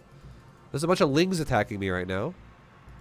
Not only do you not have an expansion, but you also are sending a shitload of lings at my base. So now what do we do? Yeah. Perdos to F2 Race, thank you very much for the form of 3 sub. I love and appreciate B2GM. Thanks, man. I appreciate you like it, dude. Thank you so much. Thank you for the sub for 4. What do we do now? I make a spine crawler. I grab 3 drones that were over here for a second and send them down here. And again, now, guys, now, remember that mineral mining thing we were talking about? It doesn't matter anymore. The reason why is because we're now on 2 bases, and every drone we make beyond this point is going to become less and less and less and less and less important if even only 1 drone gets fucked up. It's just to set your base up. That's all it was, okay? It really does increase how fast you can set the base up, which makes it easier to defend shit like this. Because now suddenly, what if I would have had this spine crawler 4 seconds later or 3 seconds later because I didn't have as much money? Like, am I saying it would have been 40 seconds later? Definitely not. It's not going to make or break like a minute of time for your first building. It's not like 1,000 mineral difference. It's just a little bit where it could legit be this spine crawler could go down like 4 seconds faster than it would have otherwise gone down. Because it's not already an expensive building as it is. It's only 100 minerals. But what if I would have got 100 minerals at 2 minutes and 31 seconds, whereas if I didn't mineral stack, I got 100 minerals at 2 minutes and 35 seconds. This could make or break the difference of me dying or living here. It's so fucking important. Our forces are under attack. And now here's something we did, okay? This is something we did. If you know... Vibu hi, vibu hi, vibu hi, vibu happy, vibu happy, vibu happy. Yo, Vigza, thank you very much, dude, for the 16-month resub, dude. Appreciate you, man. If we know our opponent is going to all in us, and how do we vibe? How did you fucking know that? We scouted it about 40 seconds ago, 50 seconds ago. We saw no natural, and we saw like 12 lings running out of his base with this overlord that is now going to die. We physically saw it, right? We saw it. We knew it was coming.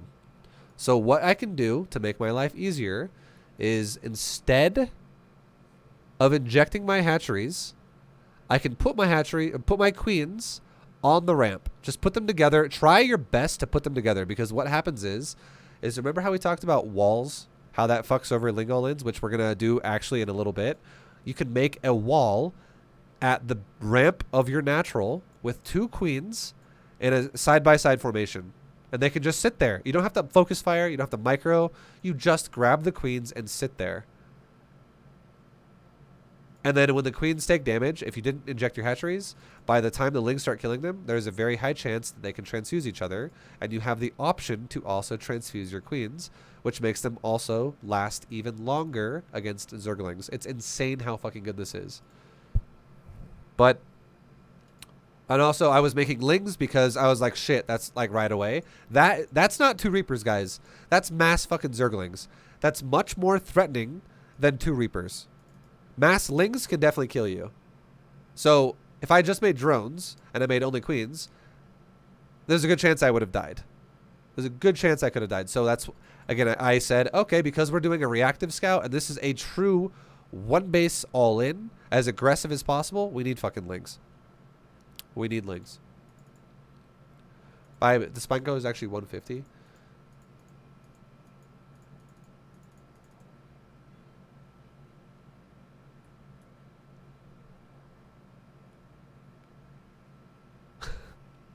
I'm sorry.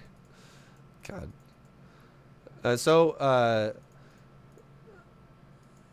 Yeah, we got we made lings because it was super threatening, right? It was super threatening. And look what the lings did. They did amazing. And they were also on the ramp with the queen. Did I micro there? No. I just said, hey, lings and queens, go to the ramp. Hey, rally points to the hatcheries. Go to the ramp. That's all I did. I wasn't pulling lings back and forth. I wasn't tucking them in like these weird spots. Like, okay, I was tucking them in a weird spot. That is actually true. That is what I did. I just had lings run to the ramp. That's all I did, though. Now, as soon as that's because he lost all of his lings, we no longer, because they're dead, I no longer have to guard the ramp anymore.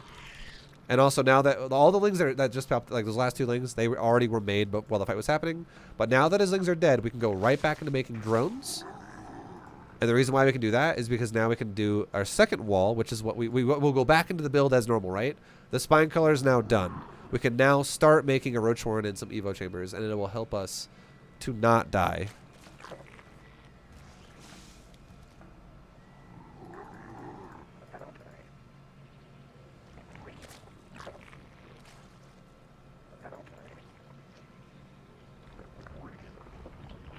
And now there's two things we could do here. Number one is we could put the spine crawler in the doorway until our roaches are done. That would be really good against masslings, but that would be really bad against roaches. It would be really bad against roaches. So, or sorry, against not roaches, against banelings. It would be really bad against banelings. Because the reason why is because banelings can kill buildings super fast, and the last thing you want to have happen is your spine instantly die to some banelings. Now, we don't know if he's going banelings yet. All we know in our scout was that he had a gas, which is that's something that banelings require. And again, this just further confirms he's one base summoning us, so it's a possibility, right? So we're going to leave our spine crawler in the back, and we put our lings on hold position in the doorway. And even though banelings are good against zerglings as well, I would rather the spine crawler live and the lings die than the spine crawler die and the lings live, because if he has a bunch of banes, lings are going to die super fast anyways. Like, they're not going to last at all. So, yeah.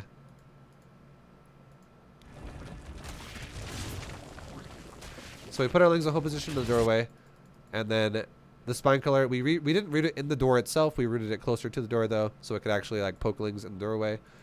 And now all this has to happen. All that has to happen is the lings, our lings need to cover the door until our third queen spawns, which can cover the door, or until roaches can cover the door.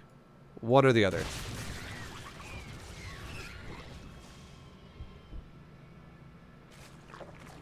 And you can see if this guy also decides to just say fuck the lings like that, look how much of a traffic jam we just made right there. His lings are still squeezing through little by little, but look at our whole position lings. They're making a traffic jam, and it's giving us so much more time for our spine crawler and our queens to kill, and also our lings to kill shit while he tries to break in my base. And we kill so much of his stuff in the doorway because of that. And then our drones and our spines and queen do like a little worker revolt here and just kill the rest of the lings, and now we're fine. Because we didn't just make my drones by themselves fight like 30 lings and that was it. My drones ended up having to fight like the last like 8 lings that got through, and they also were assisted by queen spine. So it was super good for us in that situation. And now once you get to this point, like it's nothing that Red can do. Red just dies.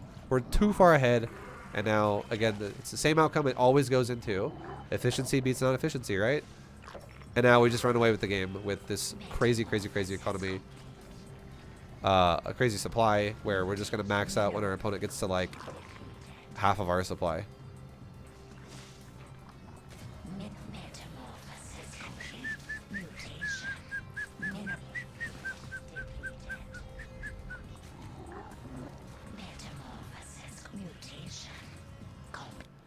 Vibe, moving your queens to the ramp was not a move though.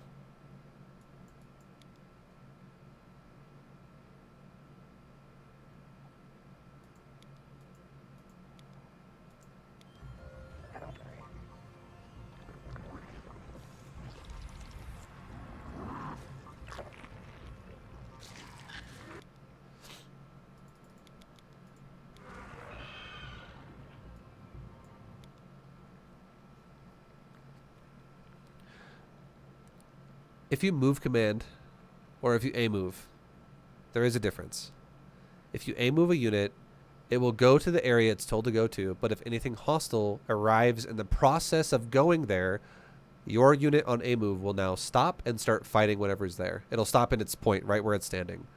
The way that just went, if we A moved, or if I move commanded, my queen would have still made it to the ramp, either way. It will still make it to the ramp either way. We got there before lings arrived. But if this queen was an A move, it would stop to attack right now, because these lings are now within auto attack range of the queen, and yes, it would attack. So if we want to get to an area, if we want to move our units to an area to then hold that doorway. Same thing with the lings. When our lings our lings were on stop command in the door, and they ran out of our door and ran all the way down to like right here, and then I ran them back to like hold position them, to run them away from his army. Yes, I did not A move that. You move command that, because when you move command something, you ignore everything in the process of going to the location you're told to go to, even if something is attacking you in the ass. You're just telling your unit go there. So yes, we did move command here. And then once we get here, then our units are kind of chilling. You can put them on hold position or whatever. And then you're just, all we're doing is rallying our units to the ramp repeatedly, and I am not touching shit. I'm not grabbing units and focus firing his units. I'm not pulling units in and out of the fight. I am not rotating units around. Like, during the fight, I just move here to the ramp and I let After it be. my 9 to 5, I pop a soda, I watch B2GM. Life is good. Thank you, Hit Fam.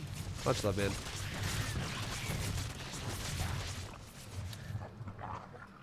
And then, yeah. We did move command the ramp.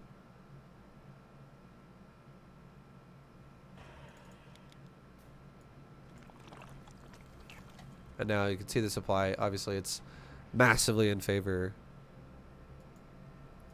of us.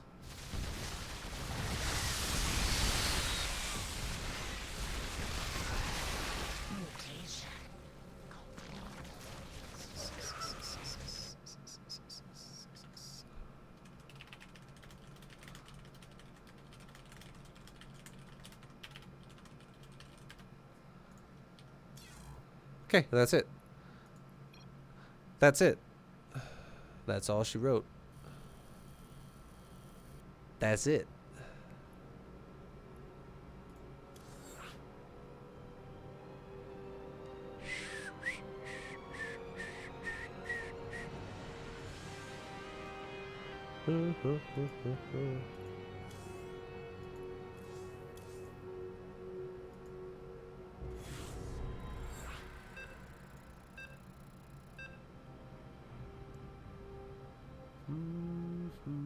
Next game, dude, it's random.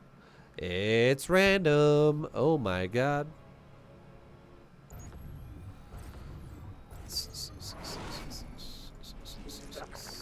Oh, I accidentally microed. Sorry, my bad.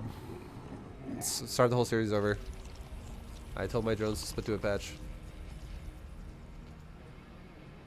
Okay, so let's try and fix my drones right now. Send drones that are on far patches to close patches to the hatchery while we make drones the whole time. So now I've already fixed it. It took 2 clicks. Click a drone, mineral line. Click a drone, mineral line. Like 2 rounds of clicking. It was like a 2-second process per each one.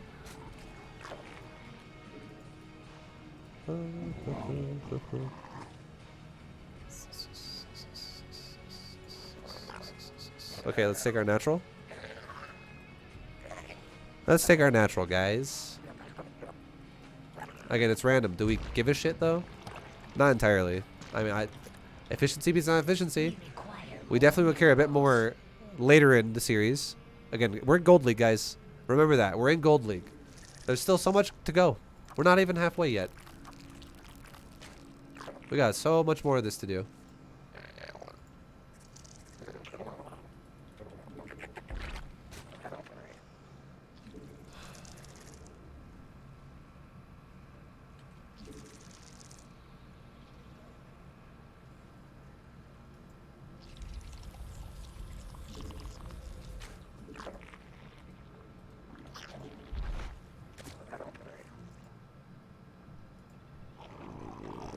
Overlord's going to his natural.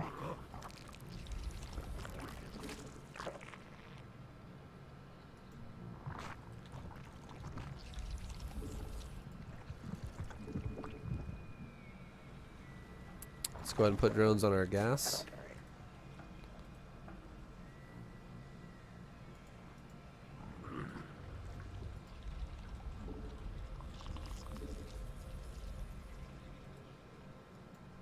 Okay, so we now know it's a Zerg player, and he expanded.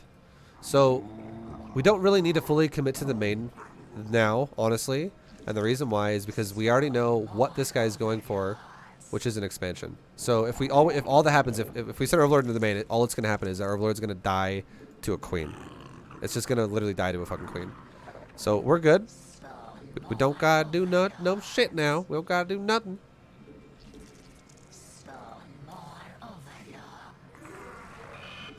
Go ahead and make our injects. Let's make a 3rd queen, and we're not gonna make a spine. Why? Because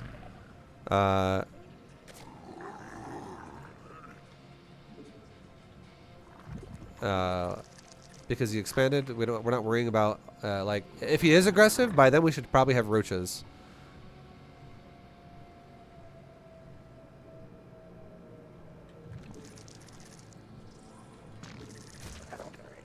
Okay. Okay, now we'll make our roach run, and we'll make our Evo chamber. Overlap the wall with one grid spot, and then now we can overlap the roach with one grid spot, move it up by one, and now we have a proper looking wall there for like the doorway. Now we can finish it off with one right here. I'm too goddamn high to play StarCraft, so I rather learn some useful stuff with Vibo. Thank you, dude. B player, much love on the 100 biddies, dude. Thank you, thank you. We require more minerals. Oops, put those back on mineral. I don't know what I'm doing. Let's go. Forces are under attack.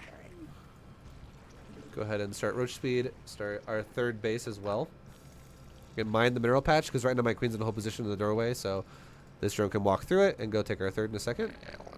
The drones on mineral walk can walk through things that are not buildings. They can walk through units.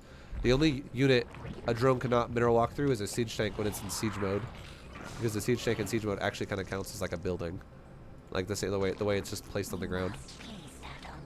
Okay, let's go ahead and put a couple of creep timbers down with this queen, and then we'll move it back to the doorway.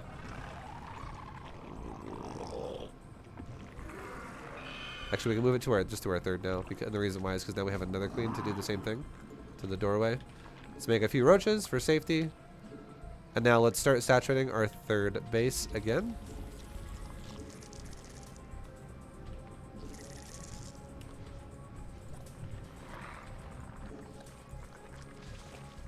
Camera hotkey my third base. Grab this queen into our control group of queens. Okay, he's attacking us, so let's send my roaches down here. Let's rally my roaches, and let's make roaches. Group up my roaches, and then we'll go. A move the roaches. So now we rally towards where the fight's happening. Inject. Inject. Send another queen down to replace the queen that died, because it died. We'll make a new queen, and we'll make roaches. Are we winning the fight? So far, the answer is no. Inject the hatchery, so we made more roaches. Okay. Make a couple overlords because we're really close to supply blocking. Make another queen because my queen died again. Okay, now he's running away, right? So now let's go back to making drones again, because he's running away. He's like, the fight's over. So this is one of those games where if you happen to die, I would rather you die being greedy than lose 4 minutes from now, because all you did was you played paranoid and you just fucking made roaches for the next like 4 minutes, and you're like, I don't know what I'm doing. The only way we can truly know what we're doing in this position of the game is if we scout.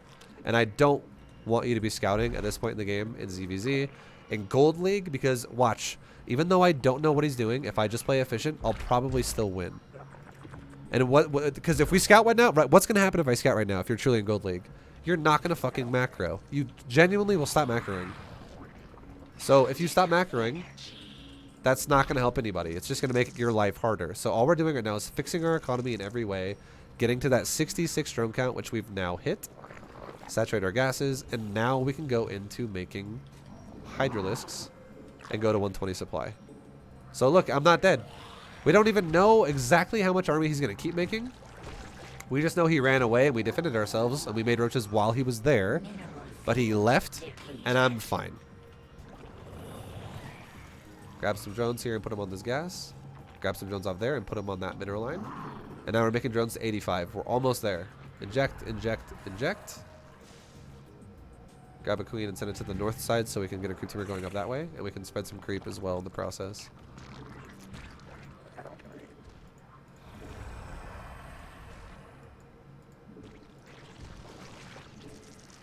Okay. Inject, inject, inject. Grab one drone off this space and send it up. And droning looks like it's pretty much done. We are now at 85 drones. So and also this space is going to be fully saturated, so let's take another one. And let's go right back into making hydras, guys. Let's also start an infestation pit, because we need a hive here pretty soon for upgrades. So let's start hydras. We're just making hydras. Let's go grab 6. Inject, inject, inject. Grab this queen and also start injecting the space. Let's take gases because it's fully saturated. Let's make a couple overseers so we can scout the way we've been talking about scouting now with changelings. Let's make another round of hydras. Also, look at our drone. We made some gases and other hatcheries and stuff in the infestation pits, so now we're down on drones, so let's make some drones. Back to 85 again. Put our drones on gas. Put our drones on gas. And now we have, again, more drones coming and all that jazz. We can send one of these drones to our new base over here, and we started a hive. Let's spread some creep while we're at it. We can make some overlords because we're supply blocks, so let's make like 4 or 5 overlords. Make some creep. Make some creep. Make some creep. And I'm actually missing creep in this area, so let's put one more creep tumor there. Because I want it creep to go this way as well, right? I don't want that to be blind forever. I want to have creep going in every pathway. So let's put one more creep tumor there, and we'll just miss and inject for that. It's fine. Now let's go ahead and make some more hydras again. Let's send out a couple of changelings across the map. We'll go on the bottom side with one of them. Metamorphosis complete. And let's go on the top side with the other one. Okay, let's go ahead and... There we go. Now we're getting attacked, right? So let's select our army, and let's A-move this area. Fix our drones. Inject our hatcheries. Our queen, inject the hatchery. Go back and inject the hatchery. And yeah, we're still good on drones. Everything's still alive. Spread some creep. Spread some creep. Spread some creep. Spread some creep. Spread some creep. Creepy, creepy, creepy, creepy, creepy. Okay, so we know his furthest out base on this left side is there, and on the right side it's there. So that's, we want to attack these bases as a priority. Let's make Lurker in just in case this base trades. And now let's go ahead and group my army up, right? Let's get my army like grouped up like right here, because it's close to his other base. It's just close in the area. Let's also spread creep while we're waiting for that to happen. We must place that on creep. Okay, now I'm here. Now A move on the we'll do that off the mini map. It's fine. A move, shift A move, shift A move. Grab an overlord, right click a hydra, and we're good. Grab my queens, inject, inject, inject. Fix that, natural, send him somewhere else. We can take another base in the process because now my natural's mining out, so it's going to mine out fast. Yeah. Make another round of hydras. Make another couple overseers. And we're looking great. Let's do another round of creep. Creep. Creep.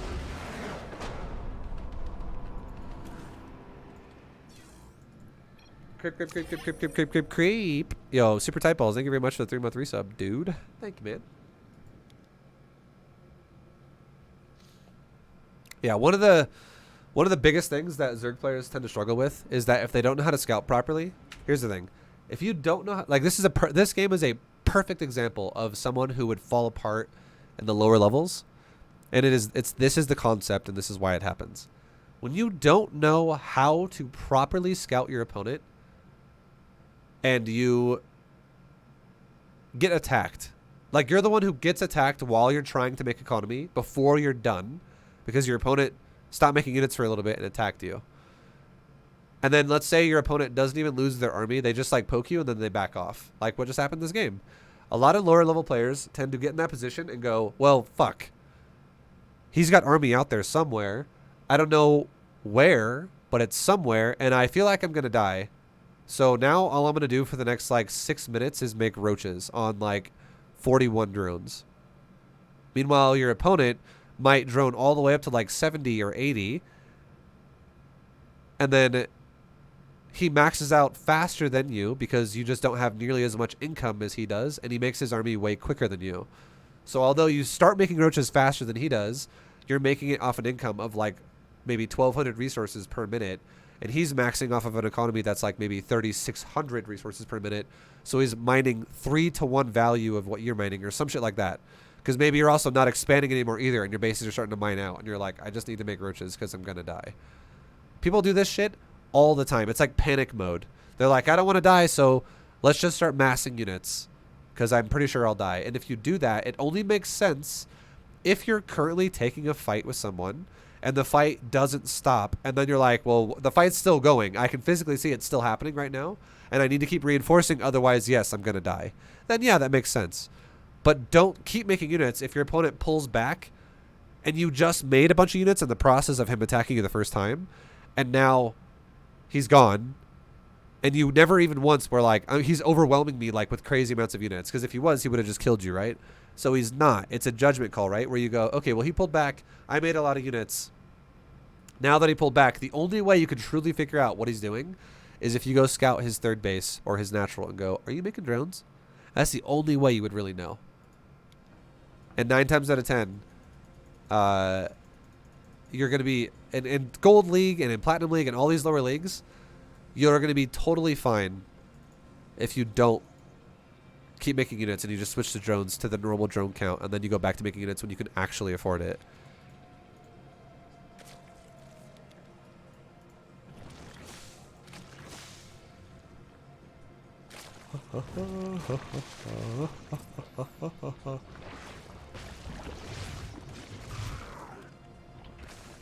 So again, same thing, right? Well, kinda. Our opponent's making roaches really fast. So our opponent's doing this build similar to us. He's going for a +1 roach speed timing build, but this one has 4 gases. Ours only has 3. This is more of a gas priority than ours is. Also, he's making roaches before he's saturated, and we're not. Which is why, although he has extra supply over me, we're actually 10 drones above him. I have 10 more drones than he does, so I'm actually mining more than he is. I can afford more. Like, at the pace the game is going, I can already afford more than my opponent. So although he has supply lead right now, because a roach costs more supply than a drone, I will explode in supply over him because I'm mining more resources. That's just how it goes. Now our opponent comes over to our base to attack us. He snipes my queen. And now, suddenly, look at the supply. I am the only one who's lost things. I lost an overlord and a queen.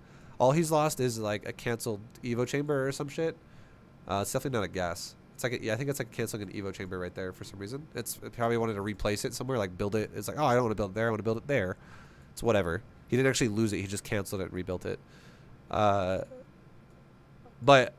we have or like canceled a drone or something. But we have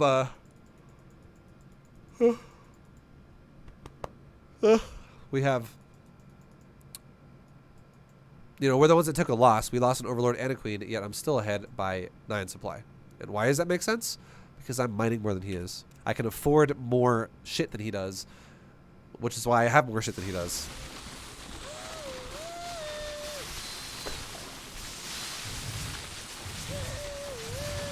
Thank you, Wisser, for buying the mug, dude. Hell yeah. Buy boom mug. Thank you very much, dude. Okay, and now look at the supply here. Drone count, right? We were droning.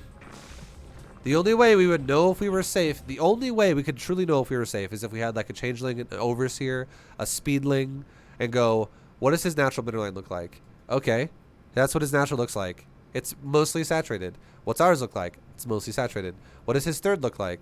Okay, it's completely empty. Okay, look at ours. It's completely saturated. I would say if we scouted his base right now in a logical high-level game, we should not be making drones anymore. In a high-level game, again, we're not. I'm not going to talk about this a lot because we're not talking about this in Gold League. We're talking about this in like Masters. But the only way you could truly know if you're safe or not to make units is because if you look at their mineral line compared to yours and you go, where are your fucking drones? What have you done with your larva? Why do drones not exist?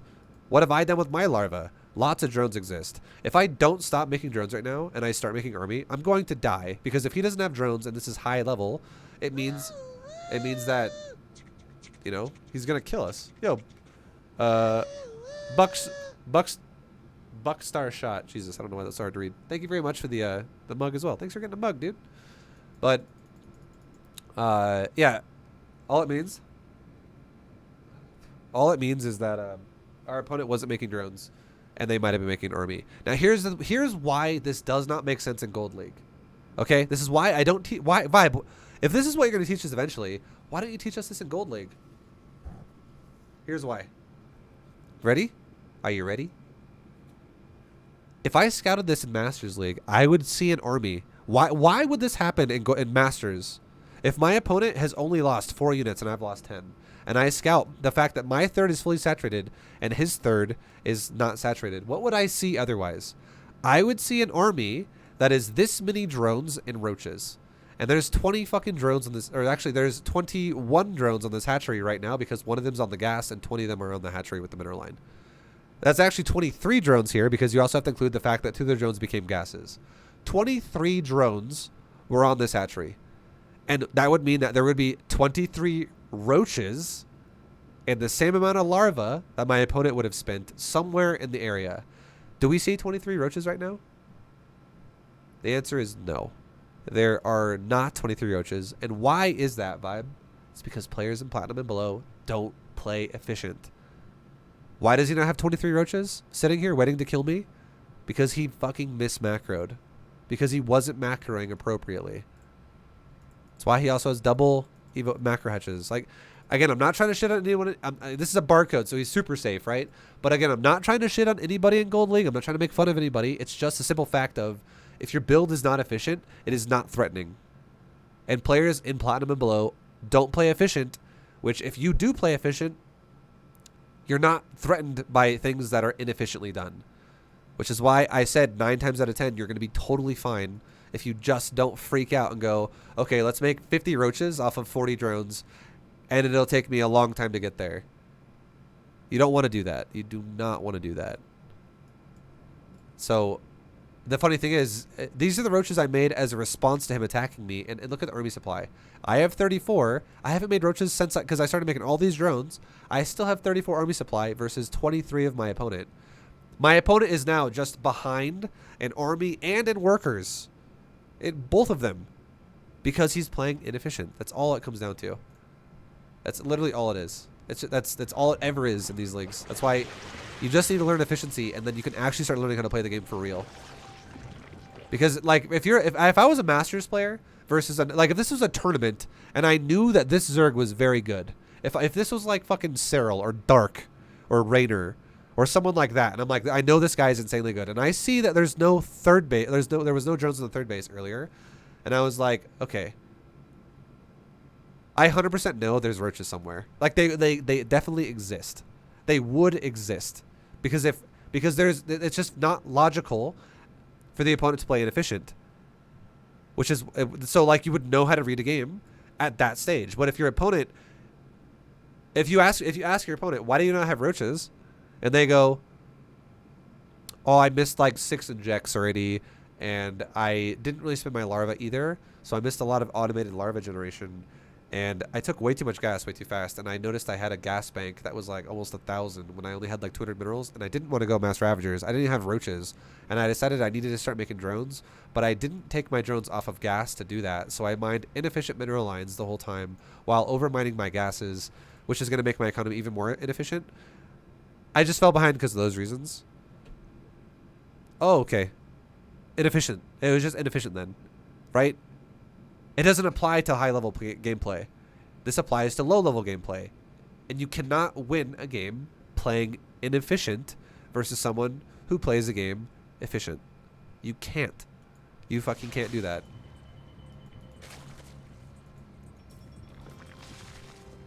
It's like, let me give you another analogy. It'd be like saying this. Imagine that there's 2 guys, and at the end of the year, and so like in January 1st, there's 2 guys that like sign a piece of paper that says, I'm going to be in this match. I'm going to be like in this competition with this one other guy. And the competition is on December 31st, on New Year's Eve, they're going to run a 5-mile race against each other. Okay, they're gonna do a big race, and everyone's gonna watch it, and it's crazy. It's super hype. And they go, okay, well, how's one of these competitors gonna practice? He's gonna have like a nice solid diet throughout the whole year, and he's gonna run every day, and he's gonna like start building up his endurance, and like, you know, he's gonna prepare for it as best he can. And how's the second guy gonna prepare for it? He's never gonna go anywhere with his feet. He's always gonna drive everywhere he goes, and he's gonna eat fast food for a year 3 times a day. And it's like at the end of the year, they're going to fucking race. Well, if you have one guy who actually has proper preparation versus another guy who doesn't, that's not even a fucking real game there. It's no longer an actual thing. It's just a fucking stomp. It's literally someone who has like over gas, inefficient mining, weird build timings of everything. Everything just makes no sense. All the shit we've been talking about in Bronze and Silver and also Gold League so far, efficiency of build, if you do none of those things, Nothing about StarCraft 2 makes any fucking sense then. Like, you can't go, well, I should be scouting now, or I should be attacking now, or I should be defending now, or I should be doing this now. No, they all mean, like, they all mean shit. They all mean nothing, because what should be happening is if your opponent's build is efficient and yours is not, you could say, I should be doing X, Y, Z, anything. You could name anything in the book. And at that point in the game, if your game is now inefficient and theirs is efficient, you're never going to win. You just don't, you like literally don't match up and you just get destroyed.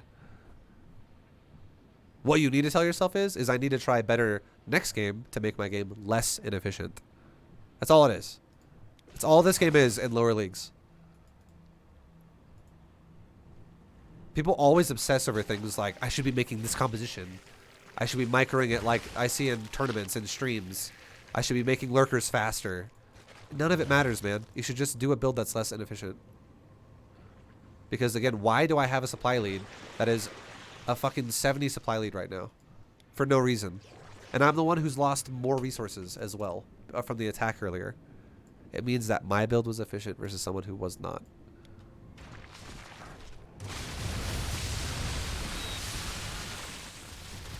Like, you will never win playing this way. You have to learn learn efficiency if you want to get out of lower leagues.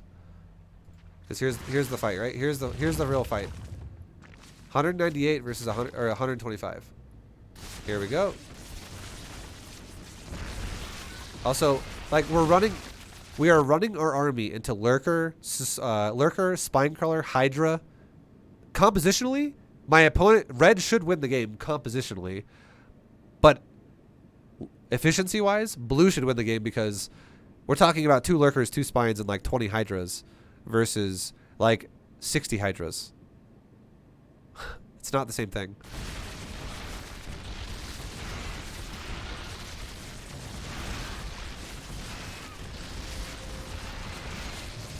Which is why we just power through.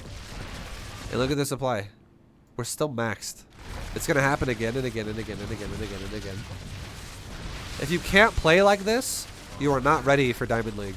You are... so, like, you're probably still ready. Like, you can still get the Platinum League, and you can still play inefficient. I've already said this before. But if you cannot play efficient, you are not ready for Diamond League. So anyone who listens to me right now, like on Twitch, and you're like, Vibe, haven't been able to make Diamond ever. It's because you don't play macro. You don't macro enough. You don't play efficient enough. It's the only reason. That is the only reason why. You just need to up your efficiency game, and you have so much of a better chance. Understand the concepts of why you do shit. And I explain a lot of those concepts, again, throughout all the leagues. Especially in Bronze. We explain efficiency to its core. This is the only thing that matters in Bronze. Is like, we're not scouting in Bronze. We're not microing in Bronze. We're not, you know, using camera hotkeys in Bronze. We're not doing any of this shit in Bronze. Bronze is like legit learning how to use your larva properly. And just put your fucking drones on mineral patches before putting them on gas. Okay, so see how we fixed that mineral patch? It was in the red when it arrived, and I fixed it. Now it's in the green. Oops, I didn't mean to grab that drone. Let's go ahead and grab this drone right here and put it on this mineral patch. Right there. Boom. Now, I have all my close mineral patches stacked. And now I can slowly let my far patches fill in.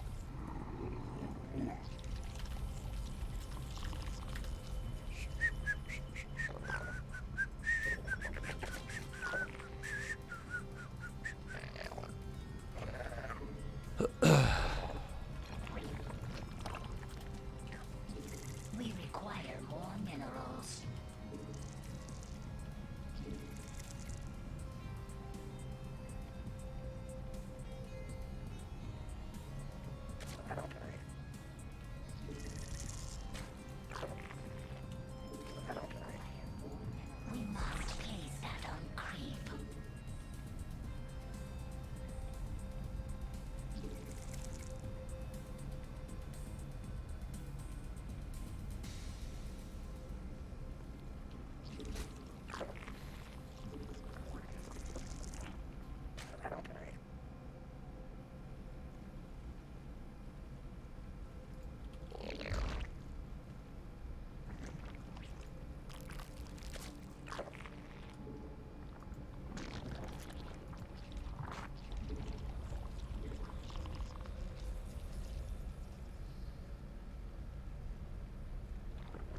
Okay, so we're, you know, same shit as always.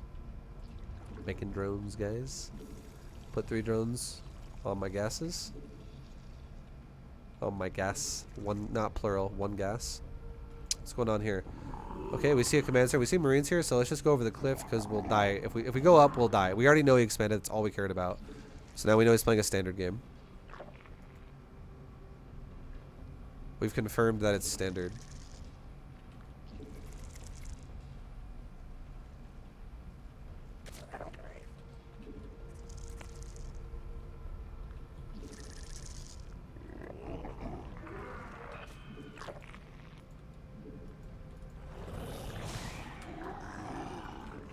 Okay, we injected our hatcheries and made a layer. We also made a 3rd queen at our natural.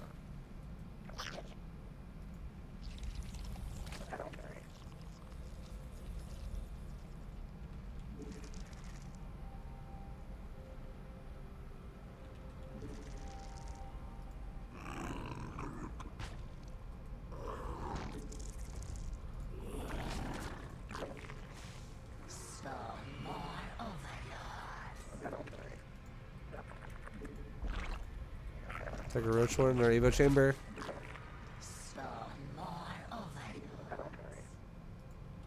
And our double gas. Let's also start our 3rd base.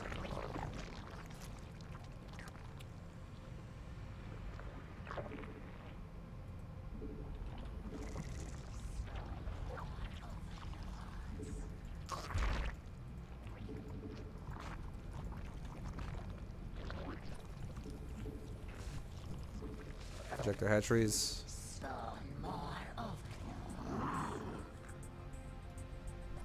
Saturate our gas.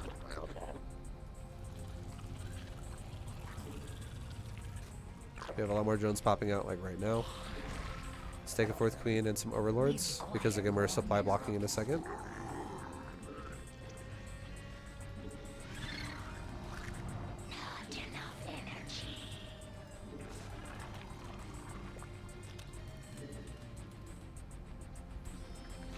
Let's go ahead and build a few roaches.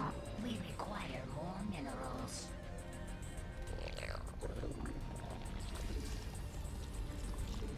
And let's start making drones for our 3rd base. Same stuff as always.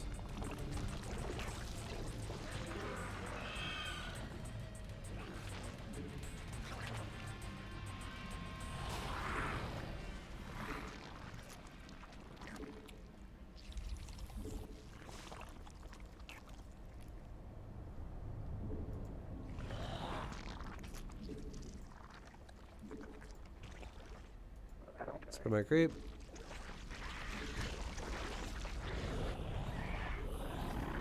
Keep making drones.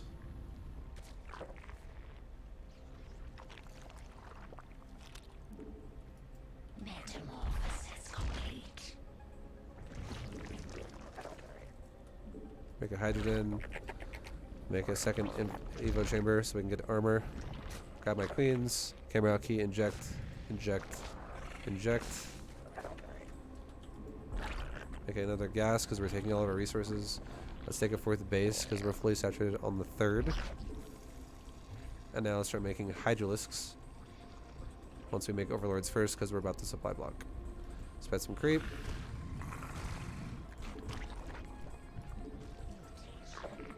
Inject our hatcheries. Saturate my gases properly. Let's grab a couple drones here that are running down. Pull them back to the gas. Send guys here to the gas. Send guys here to the gas. Select our army. Go attack towards the Marines. Queen's looking like it's going to die, so let's make a new one. We lost a couple drones. Put 3 new drones on that gas. And let's make hydras. Get hydra upgrades. Get carapace and weapon upgrades for hydras. Let's grab our queens and inject and inject. And we can't inject the 3rd time right now because our queen's literally dead. Or I can grab, we just grab this one. Grab this one, pull it from a creep spreading and have it inject, and we'll make the new queen spawn become a creep spreader. Let's now make let's make hydras a little bit longer till we're at 120. We're just about there. Again, 120 is the goal. There we go. Now let's make drones while we spread creep. Make a round of drones. Grab my queens. Inject. Inject. Inject. We can make another creep tumor anywhere, like over here or something. Grab a couple of my drones and put them on the 4th base. Also, let's start an infestation pit.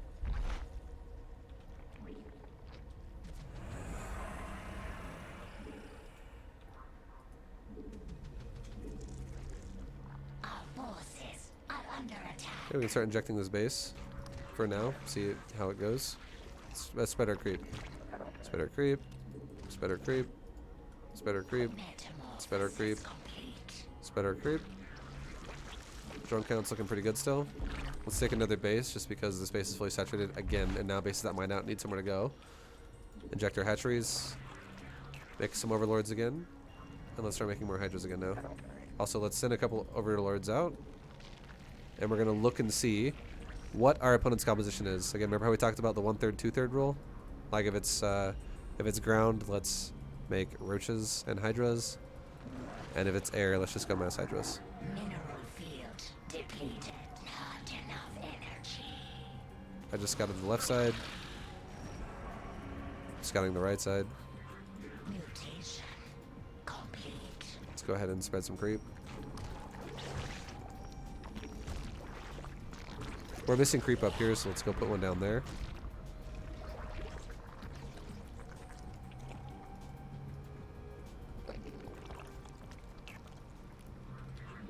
Let's go ahead and make some overlords again because we're maxed out, or our supply blocked.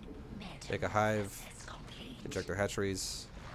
I can do another round because we've missed a couple waves of it, so do a second wave of injects. How can I tell that? I'm looking at my queen's energy, and I see it's very purple. I could even do another round. How did I know that? There's still a full purple bar there, which represents a full energy, like enough energy for an inject. Okay, so this guy is attacking us, it looks like. We can select all army, and we can move down to my main base because it's dropping me. Grab some drones and send them elsewhere. Let's make some more hydras, and now we've maxed out. So we maxed out a little bit faster than the quota this game, which is cool. Let's grab our army. Let's A move here. Shift. You know what? We could do this. We could either A move from outside in on one side, or we could just A move the expansions first and go forward. Let's just A move here. Fuck it, dude.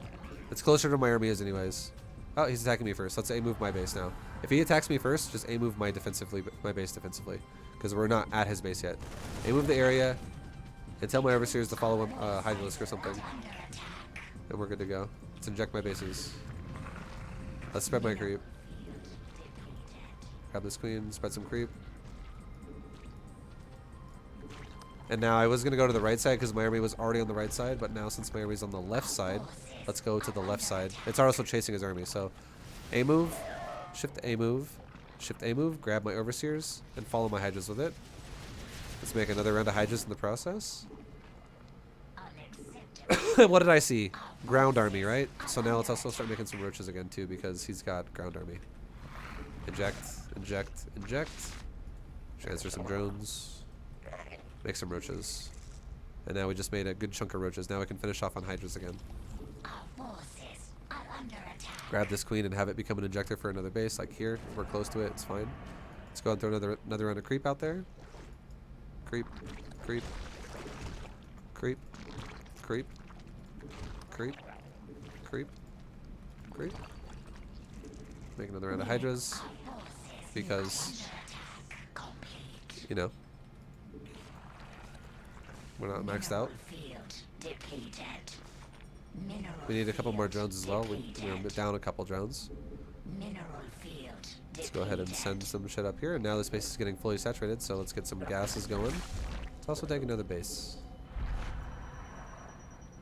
I can't. Here's a cool trick. You can move. See how there's no weeds here? If I put a creep tumor right there, I'll be able to see the vision path to there to plant a creep tumor, because weeds only block to here. So this is something cool you can do. So when this creep tumor finishes, it'll give me vision there to where I can now plant my next creep tumor there. I can do the same thing on this side, right? Plant it like that.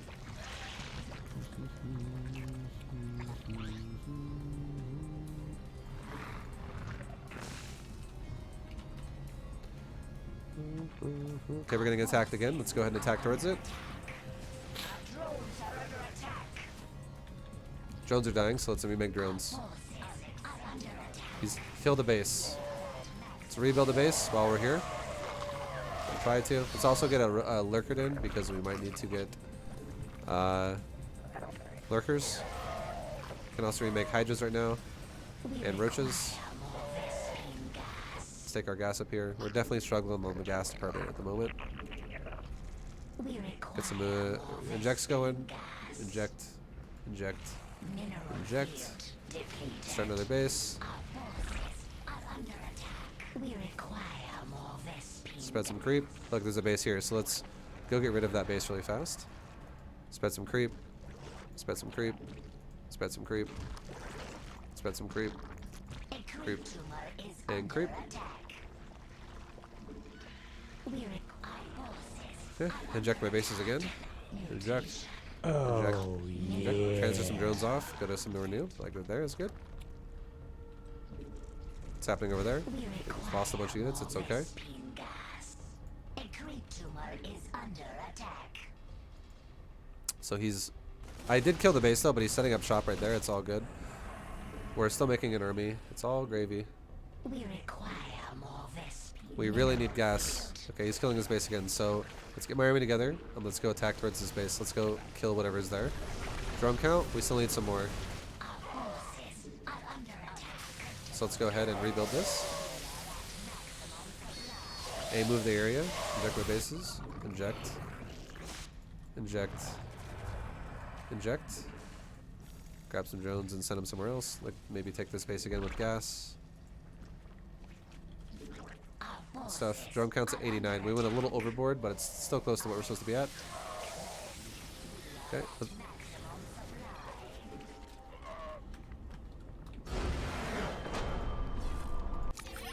So, yep. Efficiency, right? He did a pretty good job, honestly. He did a pretty good job. Like his army definitely was that was one of the more formidable people I've played in this entire series so far. Simply because he was macroing. Like that was actually more of a proper game because it was a lot of back and forth there. It wasn't just one player fights the other one and one guy falls over like a wet noodle, and it's because he actually had efficiency to his play. And what does that mean? It means that when I max out at 200 supply, he's not going to be at 108 supply for no reason. It means that when I max out at 200 supply, he's going to be very close to me maxing out at 200 supply.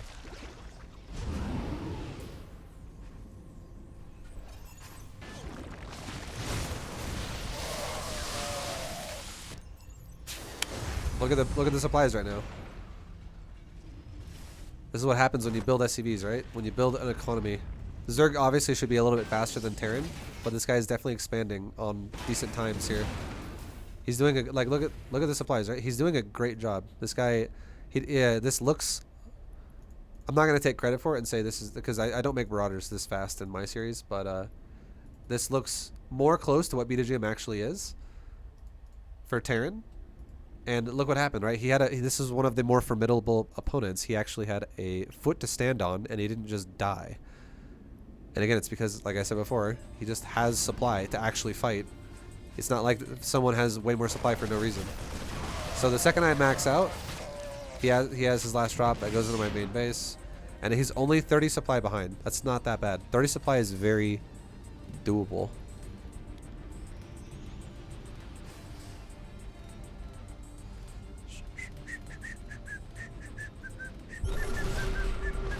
So here comes our fight. We were attacking his base, and then he ended up attacking me because we saw him on our creep. So because of that, we decided to just A-move his army first because it could have become a base trade if we were like already here and we saw him there. We could have just started base trading it, but then started actually using like lurkers eventually when we make it. But because we were like only like right here with my army, I was literally like right there. I was in the process of starting to move out, and he was like right here killing my creep. I decided to go, okay, let's just go defend because we're not already at his base yet, and he is already at my base, so let's just defend ourselves.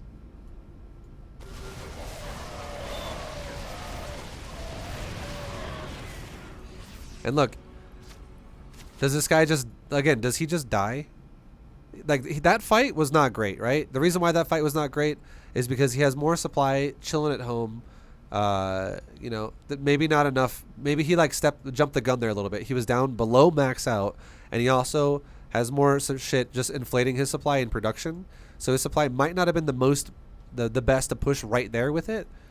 But even though he still is macroing, right?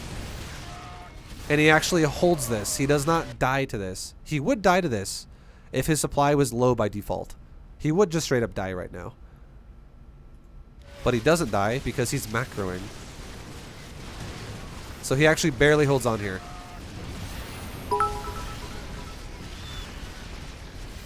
What movie is funnier, Happy Gilmore or Billy Madison? Honestly, when I was younger, I would say Happy Gilmore, and now that I'm a bit older, I think Billy Madison's funnier. I like didn't really get the humor as much in Billy Madison when I was younger, but I still thought it was a good movie. I used to love Adam Sandler movies, but I like both of them. I think I still like both of them a lot, but I think Billy Madison's funnier now, if I really think back about the movies. Happy Gilmore was just kind of stupid humor.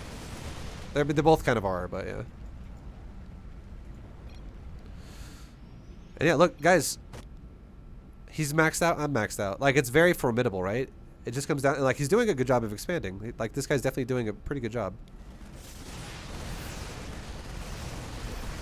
It really just comes down... Like, I would say, like, that kind of shit right there, though, that was over micro. So, like, the units were on move command to right there, and I was killing his army before the fight even really started. Shit like that will kill you.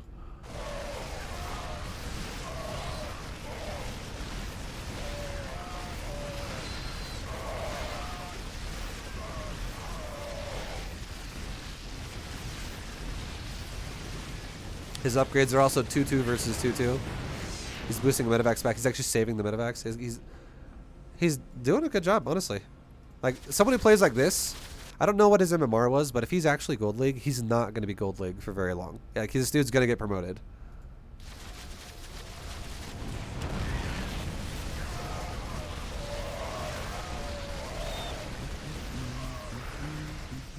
You have to be able to at least be able to play a macro game versus someone, and then you can build on top of it. And if you can't play a macro game against someone, that's what the players I'll play against, where I A-move them and they just die. They can't play a macro game yet. They have to work on efficiency. There's some pushback in this game, so he can actually play a macro game at least to a little bit of a degree. Like, because he's not dying right away. I mean, here's the thing though. Here's why I said at least to a little bit of a degree. This is why I said that. It doesn't end with the first fight. It doesn't end until the game is literally, until the map itself is out of money. Like, the macro element of this game could last for 35 minutes. And if you can't handle it for 35 minutes, you need to work on that. Because it means that you're going to be a player that falls off eventually, and you'll run out of gas. It's like you only fill your gas tank halfway full if you only know how to play the map until half the patches are mined out. You have to be able to go the distance, right? So you have to be able to play a macro game until there's legit nothing left on the map to mine, and then suddenly you can't macro anymore. It's gone. The map's mined out.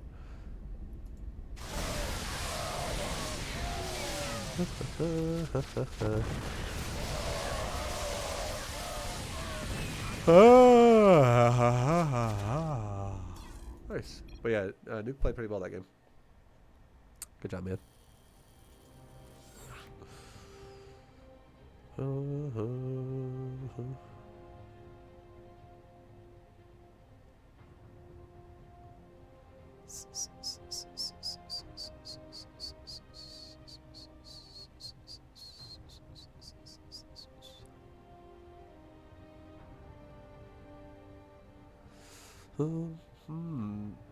Boy.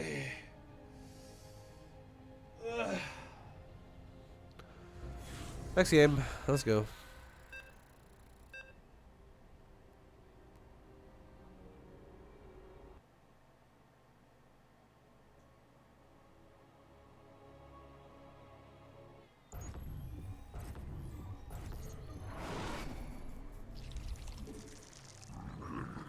Okay, let's stack our close batches. Stack it. Stack it. I'm already done stacking. Now I'm done. I had to fix that one for a second.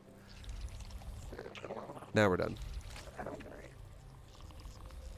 So you can do it really fast, guys. If you get better at it, you can fix it in like 2 drone movements, and you're like, fixed. That's why it's so important to work on it.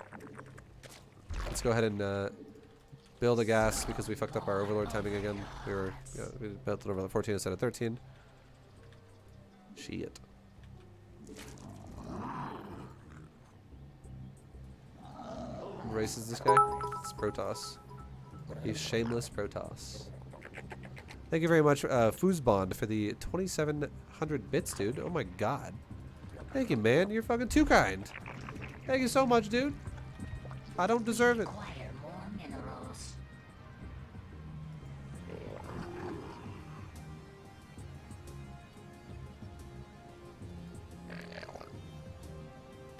Let's go and take our spawning pool.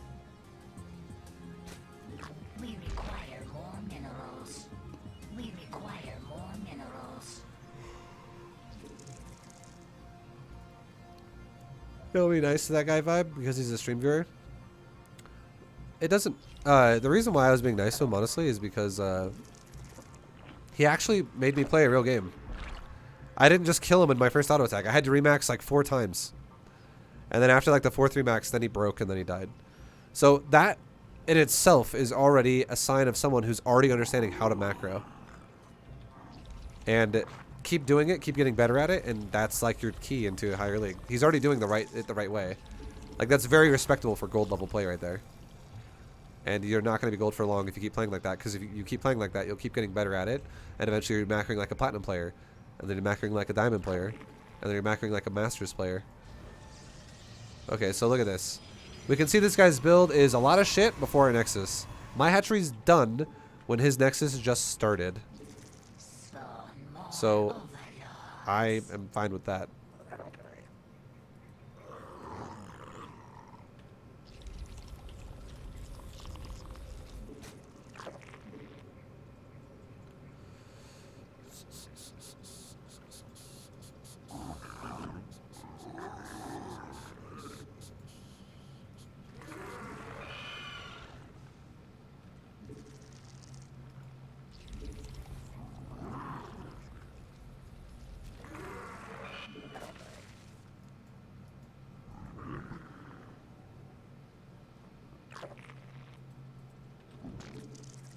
We're making drones, guys. 5 SD.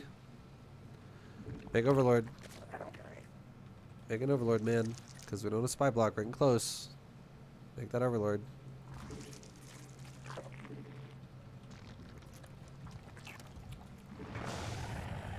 Injector hatcheries. Not enough energy. Let's go ahead and make our Roach and our Evo. Because we just injected our first base and made the larva out of the inject. So now we have a lot of extra money to spare. And that's not going to come at the cost of sacrificing larva for it. We can get ready to take our 3rd base while we also take our gases. Keep spinning our larva. Our drone is now at our 3rd base. We can make a 3rd hatchery at it. We can go ahead and camera hockey that thing. Let's inject my hatcheries. Drone count is looking pretty good. We just made a few more drones. We're going to make an Overlord now too. And now the Roach Ward's about to finish, and we can make roaches. Let's make safety roaches, and then go back to droning for the 3rd. Yeah. The only smurfer I can approve of. Thank you very much, Stormgat. Thanks, mate. Smurfing for a good cause. Helping young men and women out there everywhere get better at playing RTS. Okay, grab my queens, inject my hatches. Start making drones and overlords. We're spy blocks, so we need overlords, but yep.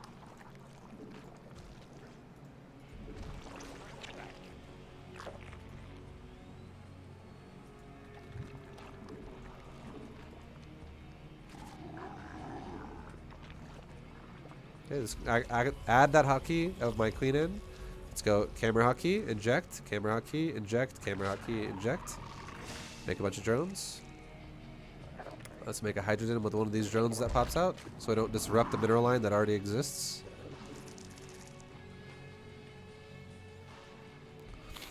Let's go ahead and also build a gas and a second Evo with these drones, because we're not going to disrupt drones on the mineral line.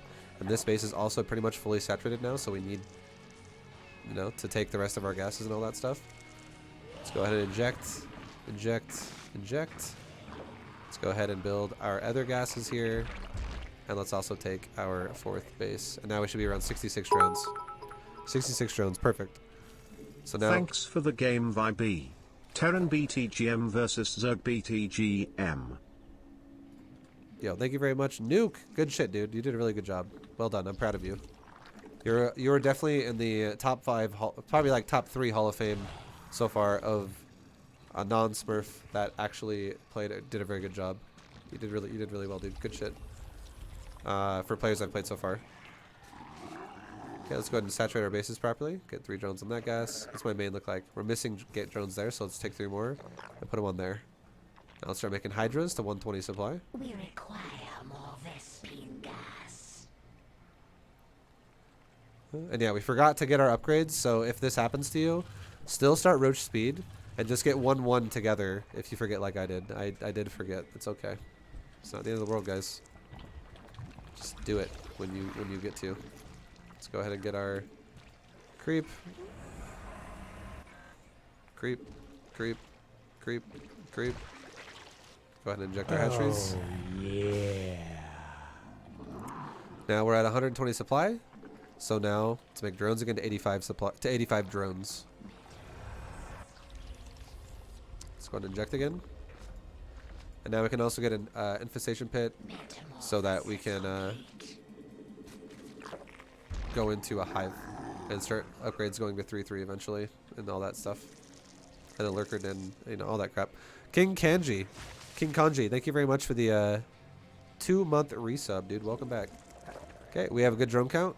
Oh, look, we're getting attacked. Okay, it's massive Void Rays, so it looks like we're making mass hydras all game.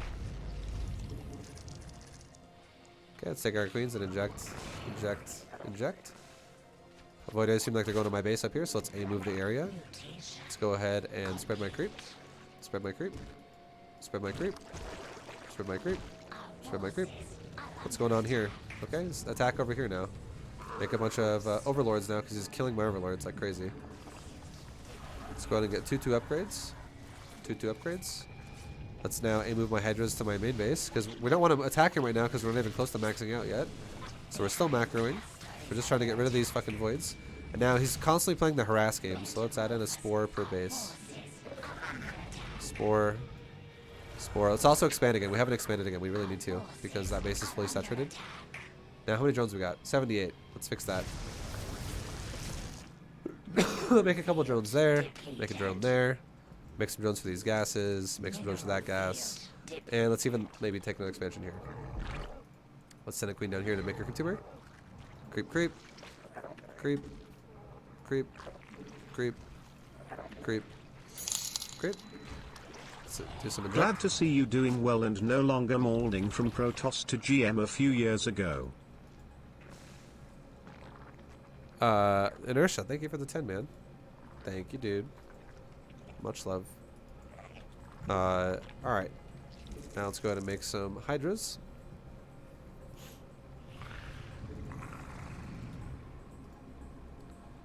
Let's go ahead and spread our creep again.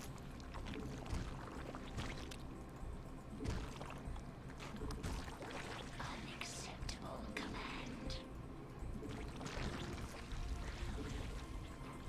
Get a couple overseers.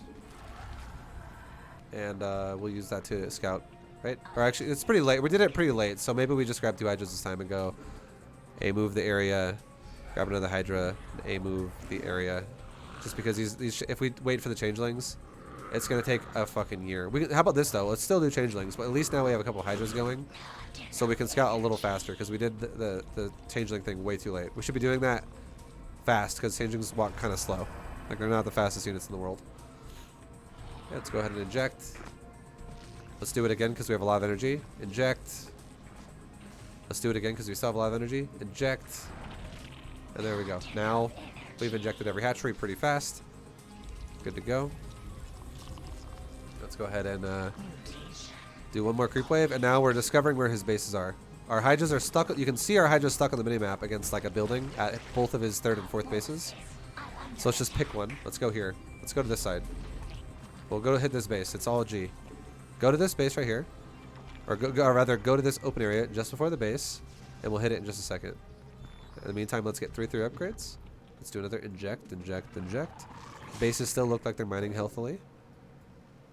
Let's get another couple spore crawlers of the new bases we just made. Mineral field depleted. Drone count currently is 85. We're still good.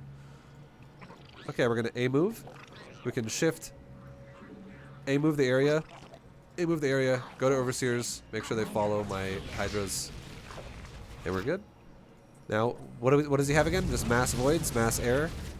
Well, let's go back to making mass Hydras again.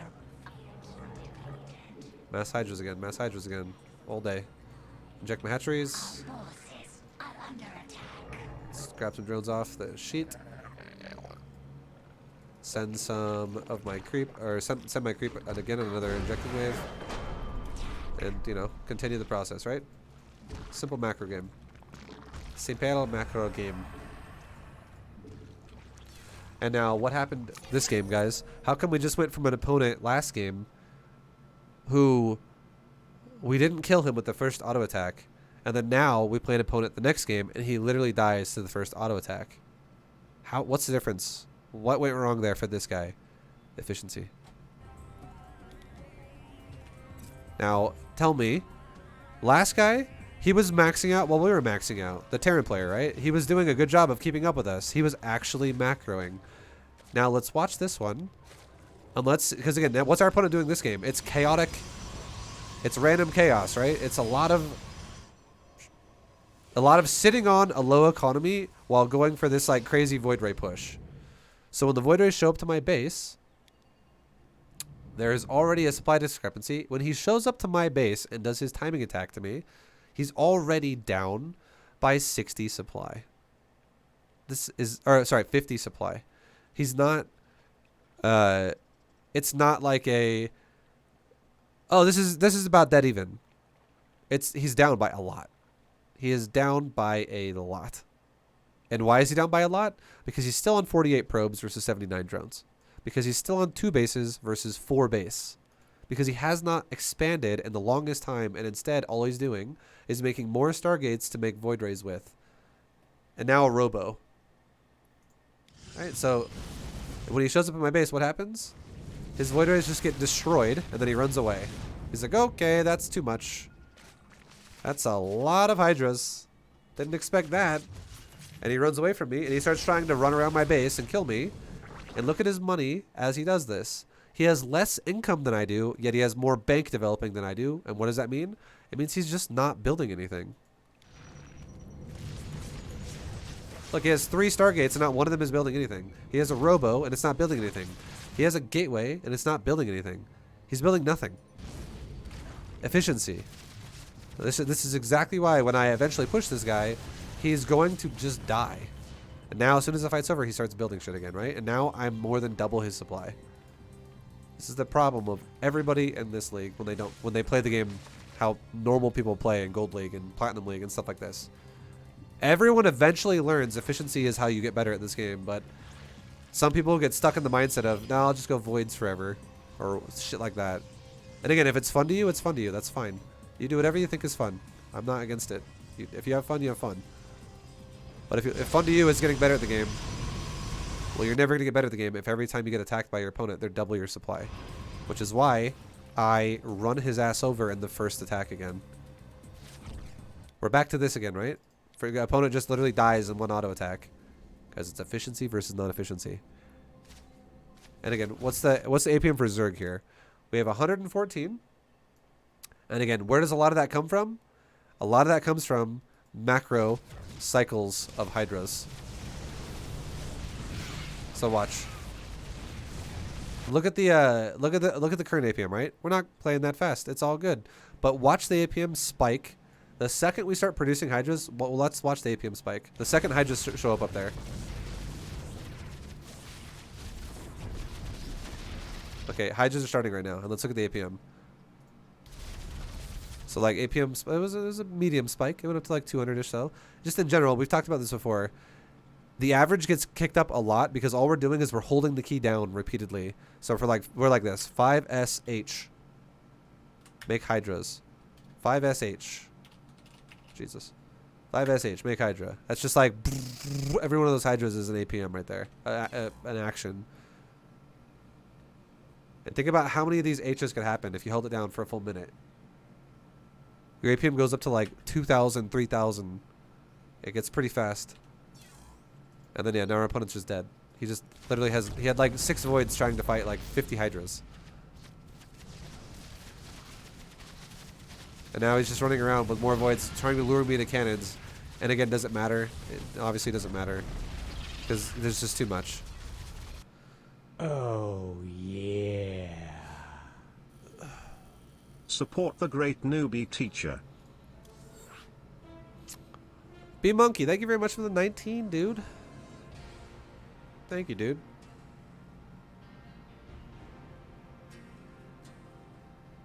Much love for the 19.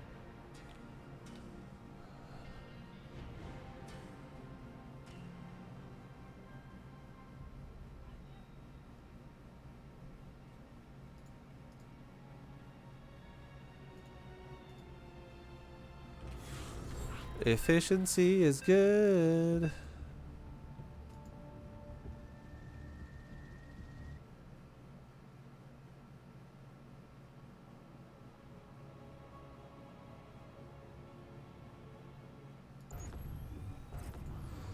Okay, I didn't see what race this was. What race is this? So if you don't know what race it is as well, you can click the top right button up here. It says left click to toggle alliance menu. Boom, he's a Protoss player. Sick, now I know what race he is. And if he's random, it'll just say random. So players out there that are like, holy shit, does that work when they play random?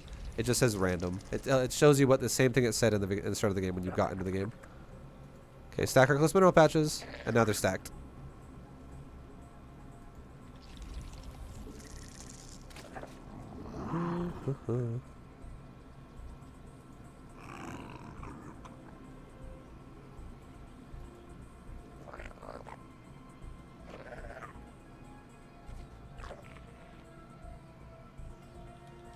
We require more. We require more minerals. We require more minerals.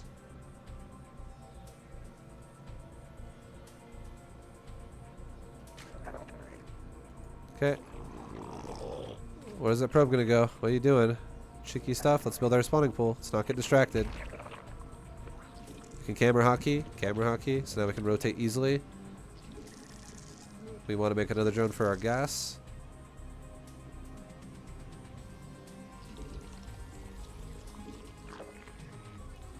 Okay, let's go ahead and make our gas.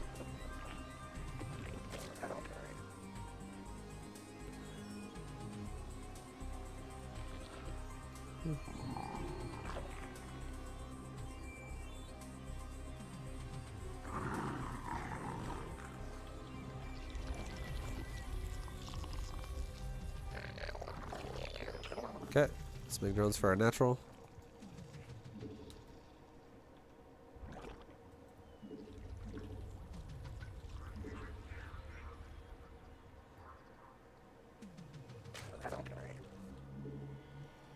Let's fix our mineral line. We had 3 on that patch and we only had 1 on that one, so we fixed it. Now every patch has 2. Once you get better at it, if you practice it enough, you'll be able to eyeball it. And the reason why you can eyeball it is because there's never a drone that leaves the patch. Like, there's always a drone sitting there. It never has any idle moment. It's very noticeable once you get used to it. Okay, so we're scouting in, and what do we see? We see an expansion. Nice. We see a couple buildings, production, but it's after he expanded. So what does this tell me? It tells me that I know that we're not going to get attacked for a couple minutes by a serious threat. It's not. If we do get attacked, it'll be like 1 adept or something, or maybe 2 adepts. But it's not actually a serious threat. Go back to my base. Okay, and we're good to go. We just did a pass through his base. Good for us. Now we can go ahead and leave. Now we have a good understanding of what is going on for the most part. Our forces are under If our overlord dies, it's totally okay. We'll just build another one. But now we know without a shadow of a doubt what we're up against. We know what the focus of the game is, which is we know that this game is macro focused. Now let's go ahead because we're supply blocked for a second because Overlord died.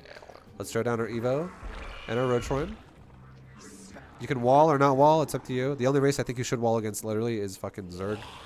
You should always wall against Zerg, but against Protoss and against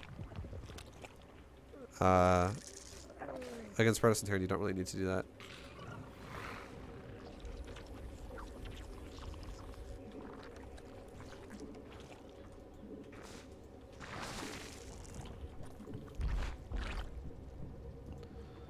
Okay.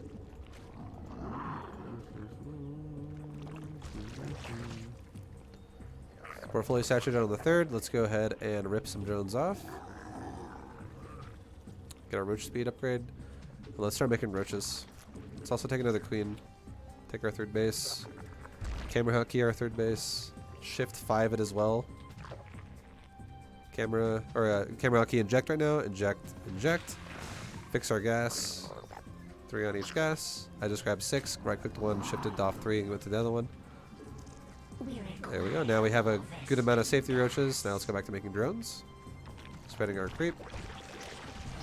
And let's re-rally all my hatcheries now to the third base.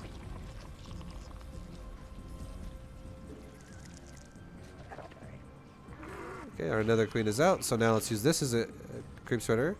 Let's use that as a injector. So let's add this queen into group 6 for now. And now it's another injector for us. Cool beans.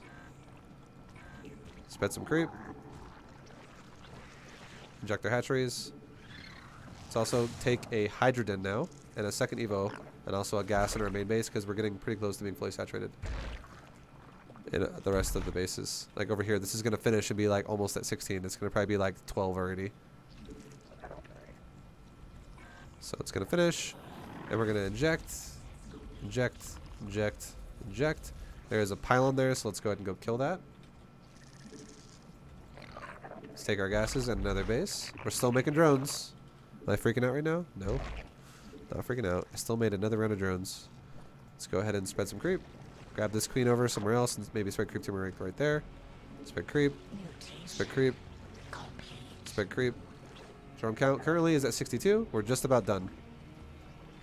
Grab some drones for this base right here, for this gas. Grab drones for these gases. And we're done making drones now. Put drones on the gases, fill them up.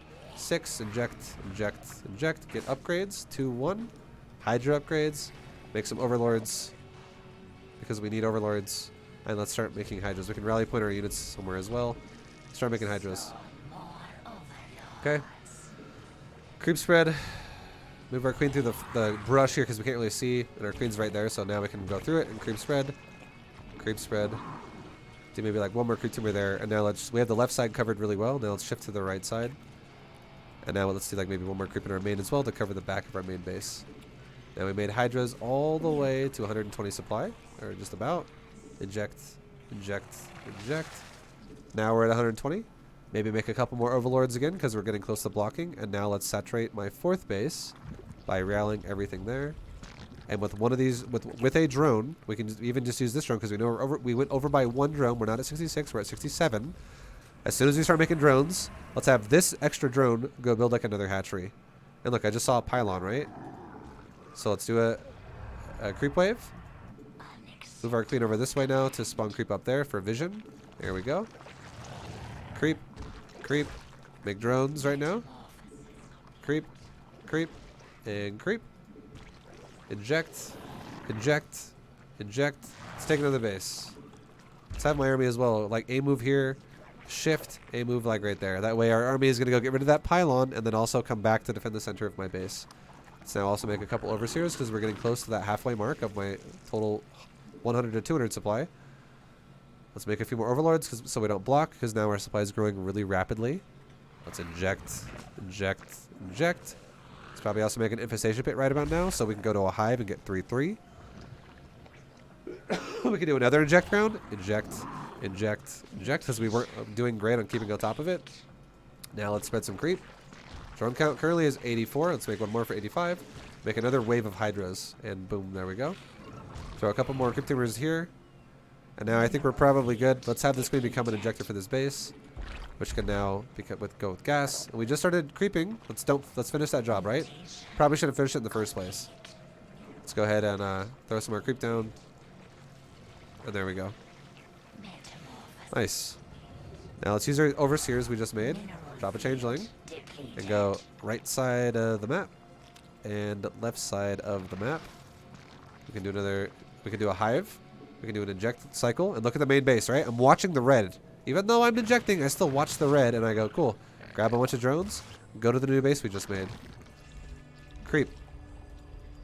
Creep. Creep. Creep. Creep. Creep. Creep. Creep. Creep. Make another round of hydras. And yeah, we're looking pretty solid here, guys. We're like maxing out pretty fucking fast this game. We maxed out before 9:45 by a little bit. We maxed out honestly like 9:15 to 9:20. So we're definitely crushed it that time. We did a good job. Inject, inject, inject. As long as you can max out before 9:45, you're doing a wonderful job. 9:45 is like the cutoff, I would say, of... Look what I scouted, right? I went by his army. What did I see? Ground units. So what am I going to do now? 25, like one-third-ish roaches, two-thirds-ish hydras. So my first army, I didn't know what he had yet. So what am I going to do? I'm just going to attack with what I have. I'm also going to inject this, or do a creep wave while I'm doing this. Getting my army kind of centered over there. We'll do another inject really quick. Inject, inject, inject. And now let's go ahead and start a lurker in case this becomes a base trade. We can start level 3 weapons as well. And let's do it just a quick attack. A move now. A move, shift, A move, shift, A move.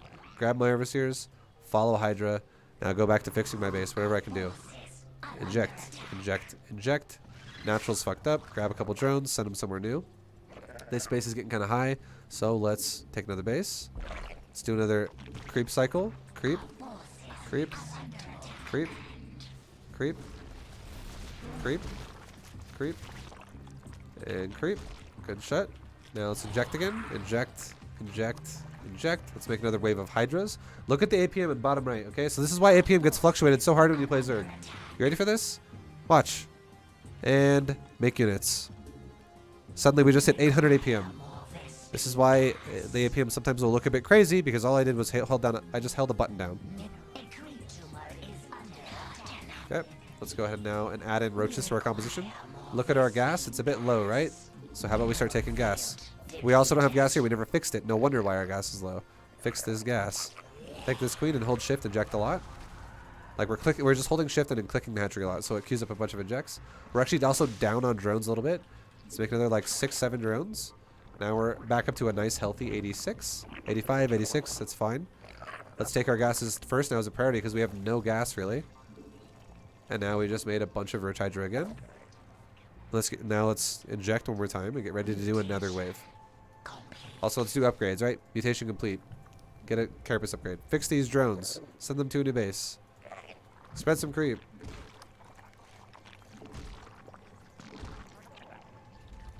And now notice the closer we get to his base, the more likely my creep tumors are starting to die because I'm at his base. We can do another inject, inject, inject. Fix a couple drones, send them somewhere else. Grab lurker upgrades in the main base because what if this game turns into a base trade? Group my army up in front of my base. And let's get ready to attack again. There we go. Army's grouped up pretty well.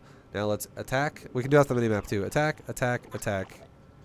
I actually don't have any overseers, so we fucked that up too, right? We gotta make overseers next time. What does he have still? A lot of Colossus. That's fine. Let's go ahead and inject, inject, inject, and inject. Now let's make some roaches, and then all hydras. All hydras. Okay, base is looking good. Base is looking good. Base is looking good. Base is looking good. Nice. We can do another round of creep. Creep. Creep. And creep. Make another round of hydras. Do another inject wave. Inject, inject, inject. Do it again. Inject, inject, inject. Okay. You gotta be careful with it sometimes too, though. If your queen if one queen doesn't have enough energy, it'll fuck it up sometimes. And what you can do to fix it is you can just say like stop, But now if you wait like 1 second longer, you'd be like, no, we can go inject, inject, inject. It's fine. Okay, we see he has a base there, so we definitely probably want to go hit that base first. So make sure we have a couple overseers. And now let's get ready to do the next wave all over again. This guy's macroing well. He's keeping the pace, right? Let's go ahead and take another base. Drum count's still pretty nice. Let's take this base up here. Keep spreading our creep wherever we can. Okay, you killed that creep tumor. It's all good. Okay, move my army over here. Move my army to like this direction over here. We're going to get to the right side. Why? Because he's still defensive on his side of the map. He's not attacking me. Let's go ahead and get our army to the right side. And we want to hit newest expansion first. So you don't have to always go to his army, even if he's killing your creep in his base. Means our creep sword's really good, right? So it's A move, shift, A move, shift, A move, shift, A move on all of his expansions. Overseers, follow the Hydras. Okay. Inject, inject, inject. Grab some drones, fix it, go over here. We can take a couple of gas while we're at it. Make a couple of drones while we're at it. Make some roaches to replace. We made a nice healthy like 17 roaches or so, 20 roaches. Now, let's make Hydras. All of our hatcheries as well are rallied to like the middle of my base right here. So all our shit's coming there. Go for another creep cycle. Okay, we only have one tumor on the top that's still alive. This creep tumor is still alive. That looks like it. It's okay. But it's okay now, guys, because guess why? My creep is everywhere. I don't care anymore. I don't have to like make new creep at the moment. We're just worrying about spreading it and being good at spreading our creep. It's okay. We'll worry about like fixing our creep and aggressively shoving creep in their face later on in the game, like in the leagues. And now look, we're gonna max out again. And let's do another wave. Let's also make another overseer. That way we don't have some type of a problem of like, okay, well our opponent, what if our opponent, you know, kills my overseers and goes for DTs or some shit. So these units are all about to spawn. We're still injecting like a madman. Look at this base, right? Hold shift, click, click, click, click, click, click, click, click, click, click, click, click, click, click, click, click, click, click. Now it's gonna inject a bunch of times. Grab some oversaturated drones, send them somewhere new. We can tell this creeper would spread up here again. And now let's A move my army, same thing again. Let's go like right here. And get ready to do another attack. Because we're gonna go right side to the left again. Okay, he's actually attacking me, so go ahead and attack that now. We'll go right side to the left because he still has a base there. I saw it with my own eyes. Fix my drones. And now grab my army and go like this. Come down. And start it all over again. A move. Shift A move. Shift A move. Shift A move. Overseer, follow the Hydra. Let's inject again. Inject. Inject. Inject. Send drones to a new base all over again. Make a round of roaches. We have a decent 10 right now. Let's probably go a little bit more than that because again we're making about 50 units. So maybe go to like 16 or so. And look, it's pacing. It never stops. If you can make your opponent feel like it never fucking stops and you're hitting him over the head again and again and again with a hammer, that's macro. It's not just one and done. You don't just macro for the first fight and then you're like, no, I'll never macro again. I don't need a macro anymore. No, it never ends. It never fucking ends, guys. It never ends. It never ends. If one player lets it in and the other player doesn't, the one who lets it in is probably going to lose. So let's go ahead and watch this, right? This guy seemed like he did a pretty good job in the start of it. It seemed like he did a pretty good job at the start, but as time went on, things started to fall apart.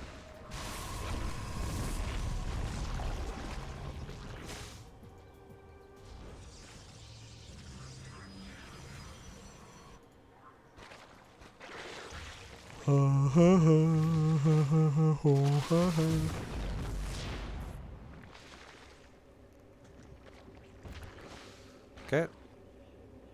And now supply is oh, there you go. One of us took a big lead. And the real question would be like, why did one of us take a big lead? And the answer might be because one of us went for a fuckload of cannons. Right? These aren't free. That'd be like me making like 10 spine crawlers instead of 4th base. It's not free. These also don't give supply. So there's a deviation, right? Also, super oversaturated main. Undersaturated natural. This 3rd base is fine. If he just fixes the mineral line to the gas, he's fine. and then he needs more probes for like these probes need to come down and mine the gas. Shit like that. Like inefficiencies, but definitely a bit of a crazy cannon setup. He's playing Age of Empires and StarCraft. It's okay. I don't mind. Am I making fun of him? No, not really. I'm not trying to. It's just this is what it looks like, right? This is what the fight looks like ultimately when we get here to this stage. First fight, he doesn't die. He does a good enough job to hold on, but he's still down by 60 supply in the first fight. It's a bit. It makes it harder. It's rough. And he's got Stalker, Immortal, Colossus versus Roach Hydra. And just so you guys know, on paper, this is where a lot of people are like, if this guy would just make Colossus, he would win. Not if he doesn't macro.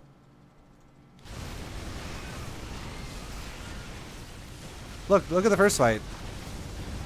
He crushed, right? Now suddenly instead of 3 Colossus, he has 5. Looking pretty scary, right? Oh, shit. That was definitely a good fight for Protoss. Zerg definitely lost more there. Protoss still lost quite a bit, but Protoss definitely lost more. And remember income, though? I'm mining a lot, guys. Income tab looks pretty damn good for Zerg here. And now look. Remember how we had like a 60 supply lead? We're on our way to go attack him now. And now we have an 80 supply lead. Well, we're going to attack him in a moment. There we go. Okay. And now how many Colossus does he have? He has 7 Colossus. Soon to be 8 Colossus. His upgrades. His upgrades are 2-2. Our upgrades are 2-2. On paper, you would think Protoss should crush this army, right? But again, if it comes at the cost of you having just less supply, again, now here's the thing though: the first fight he was down by about 60 supply. The second fight he is once again down by about 60 supply because the time it took me to cross the map, he actually caught up to where he was the first time. But now let's see how this fight goes, right? Not looking that good for Zerg. You're like, oof, Zerg is melting hard. Ow. He actually manages to save that red Colossus. He pulls the boys. He picks up some units with the Phoenix. And units lost now. Look at Zerg. Oh my goodness, this is looking awful, right? You're like, Zerg is just bleeding out to death. Oh my god. Sure, but look at the supply. Look at the supply, boys. We are fucking maxed again. And this keeps happening. This problem keeps persisting repeatedly. And here's the biggest problem of all time. This base does not have infinite money. This base, this base, this base. Every base on the map does not have infinite money. And my opponent is going to have a fucking hell of a time trying to retain this base when Creep is touching it now. And he's going to have a hell of a time taking this base when Creep is now touching it. Creep is now touching this base. Creep is literally consuming every other base on the map because they're all mine. Like, we have so much more resources than our opponent because, again, even though he's trading better than me, I am mining more than he is, and mine is not going to go down because I have fresh mineral lines to send my shit to. But his is going to go down because he's got 1 mineral line and that's it. So look, we attack him again. Let's go. So this time, it's actually a little bit closer than it was last time. And why is that? He's taking super efficient trades. Really efficient trades. He's actually retaining a lot of his army every time we fight. Colossus are definitely good against Hydras. But we keep attacking him with these fucking mega armies every time of supply value. So even though this time he's actually 10 supply closer than he was before. Look at it now. Now a base suddenly dies. Remember how he said he has 1 mineral line to send his shit to? Remember that? Well, now he doesn't have it anymore. Because guess what? It's harder to defend your bases the more of them that you take because your base gets bigger and harder to defend. That's how it is in StarCraft 2.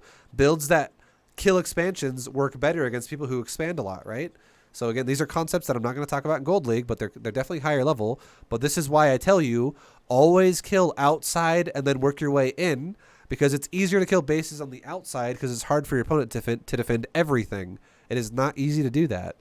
So if you kill outside and work your way in, you'll more likely kill their base. And if they're playing a style that is not about efficiency, well, look at it now. This base is mining out. This base is mining out. This base is still okay, but he can't really send probes to any more bases. So look at his income. It's looking a lot not great, and it's gonna keep happening that way.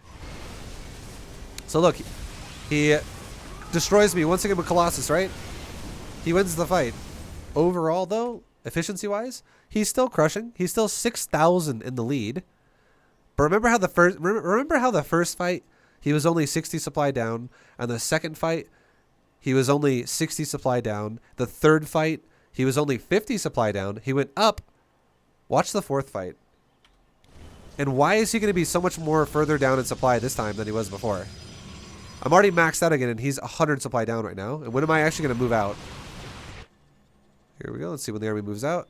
So now when the army moves out, he's now down 95 supply. Really 94. Why is he suddenly down 94 supply when he just went up before and now he's going backwards? Why does this make sense, Vibe? Please explain. He can't mine here. He can't really mine here anymore. This is literally not even really a base anymore, guys. It's pretty depleted. This base is getting really sad as well. It's not looking too hot. And this base is also... It's just one base. And he's fighting against this base, which is not looking too hot. This base, which is also the same as this base. So my main and my natural look identical to his, right? My main and my natural look identical to his in terms of patches, where it's just 8 and there's 4 here. Like 8 out of 8 workers and out of 4 workers there. Out of 4 workers there, out of 8 workers there. Our patches in the main and natural look identical. Now look at his third. 12 out of 16 on our third. We actually have 8 out of 8. So we've actually mined our third a little bit more than he has, which means I've just mined more money than he has. But now look at his fourth. And look at my fourth. I've also mined out some of these patches, which means I've mined these for a long time. Now look at his fifth base. Look at my fifth base. Okay. Now look at his sixth base. Oh, he doesn't have one. Look at my sixth base. Okay, let's look at his seventh base. Oh, he doesn't have one. Look at my seventh base. Like, we have so much more available economy than he does, which is why in the income tab, we are fucking smashing him in the income tab, which is why he's mining his bases out, and he can't keep up with me anymore. It's where one player starts to fall off with the macro game because they don't have map control. They stopped expanding a while ago, and they're like, ah, shit, even though Colossus are pretty good, I can't make units with nothing. Like, I don't have any more gas and minerals, so I just can't replace things that die. And now suddenly my army just starts killing shit over time. And we do the same exact thing. We just go, okay, let's A-move the fucking side of the map. So my army was getting stupid. Like, half my army was sitting there, half my army was chasing his army. And we were like, okay, let's just go ahead and fucking move my army down, group my army up outside his base, and let's do another attack cycle through his bases, right? Let's attack through his bases. And this time, again, he's 100 supply down instead of 50 or 60. And he's also move commanding into my army, which makes it even worse, right? Like, again, that's over micro right there. It should just be A moving. And now he's super dead. And even if he didn't move command, he still would have lost that fight because his army, he can't replace what keeps dying. And if he didn't die to this one, he'd definitely die to the next one. Because it never stops. As it happens, we always keep just remaxing again and again and again and again.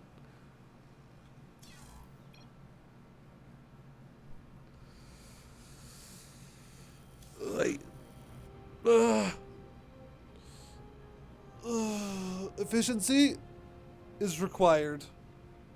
There's no way around it, guys. I'm sorry. There's no way around it. I'm sorry to tell you, but efficiency is required to be good at StarCraft 2.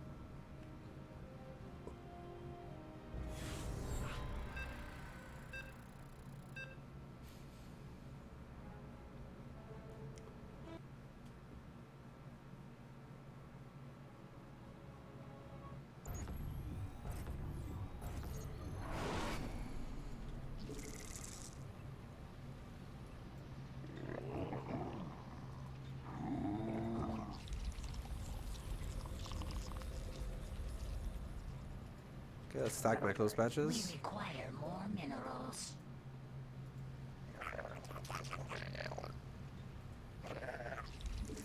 Already done. More overlords.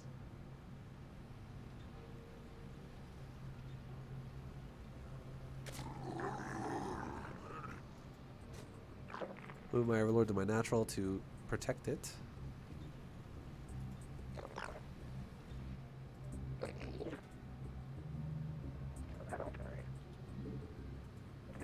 We require more minerals.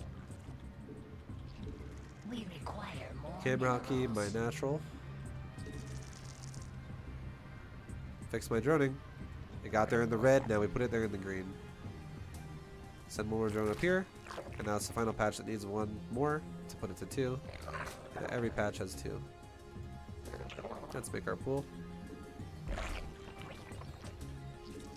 And now we can let extra drones mine wherever the fuck we want. It does not matter. Because you can still get some efficiency off a third drone. It's just as long as we have 2 per patch, that's all that matters. Okay, let's go and build our gas. Because we're at 20 supply.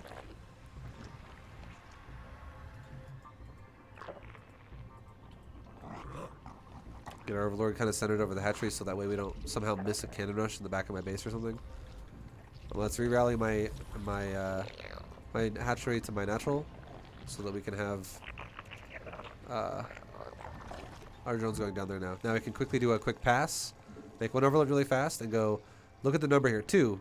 Make queens really fast, queen, drones. 2, 2, 2, 2, 2, 2, 2, 2. Every patch has 2. It's perfect. Awesome. We don't need to fix anything. It's all great. It's all groovy. Okay. Now let's just make drones. Let's also check his base really fast. This hatchery, or this nexus is super late, right? Our hatchery is super early. So he still is expanding, but there's still a potential for threat here, and there's definitely a couple of gateways there. So right now, I would say this is a judgment call. If you're not really confident in yourself that you might die, like this is definitely non-threatening right here. But if you're not comfortable in the fact that you feel like you might take some damage, you could definitely make a spine crawler now if you wanted to.